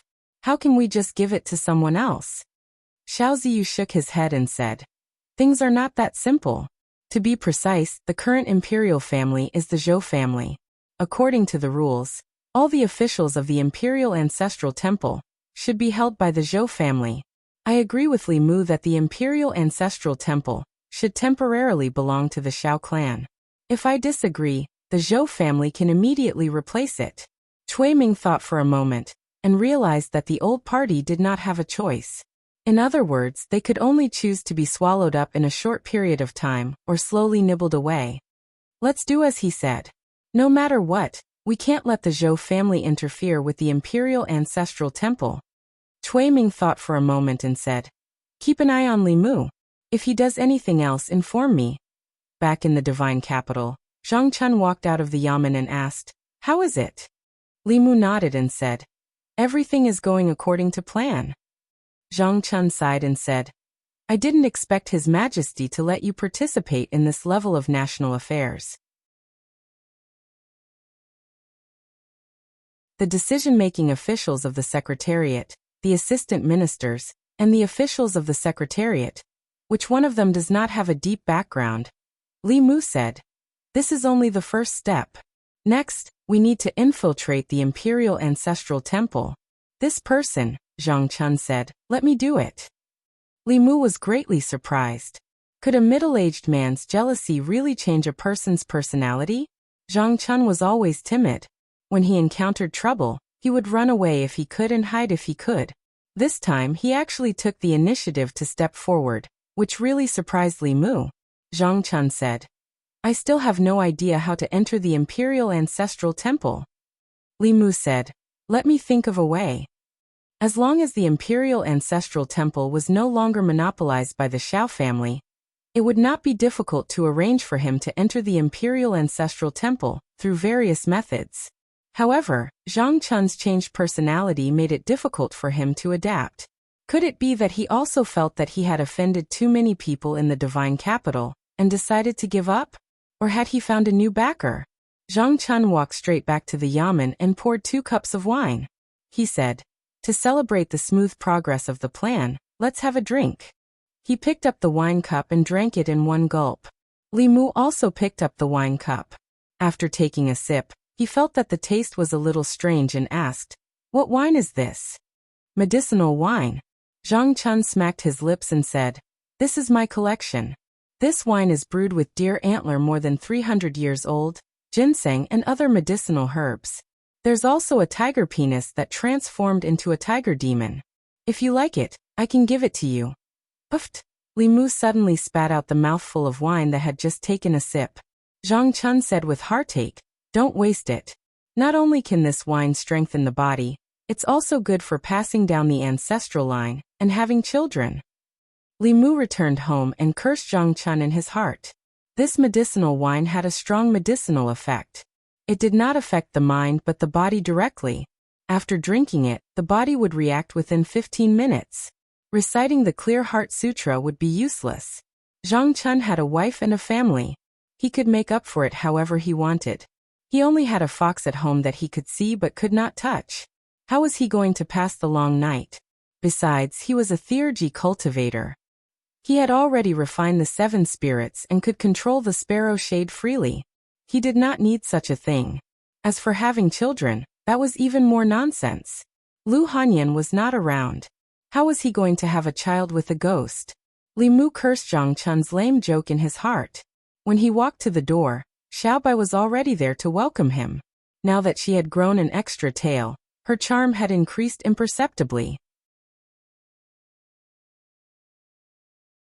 Her figure and face had matured a lot compared to when she was 3 tails. Li Mu could not help but gulp. He felt that this action was a little strange and said awkwardly, "What did you cook today? It smells so good." Xiaobai was stunned. "Benefactor, you came back early today. I haven't started cooking yet." Li Mu strode into the yard and said, "Then I'll go cook. You go to the room to cultivate. I'll call you when it's done." Xiaobai trotted over and said, "Then I'll help you, benefactor." As Xiaobai's cultivation improved, Li Mu realized that his control over her was starting to be insufficient, especially when she climbed into Li Mu's bed at night. That night, Li Mu fell into a dream again. He woke up early in the morning and went to the Divine Capital Government. Stepping into the courtyard of the Divine Capital Government, Li Mu was surprised to see a figure he had not seen for a long time. He strode to Li Si and asked in surprise, "Why are you here?"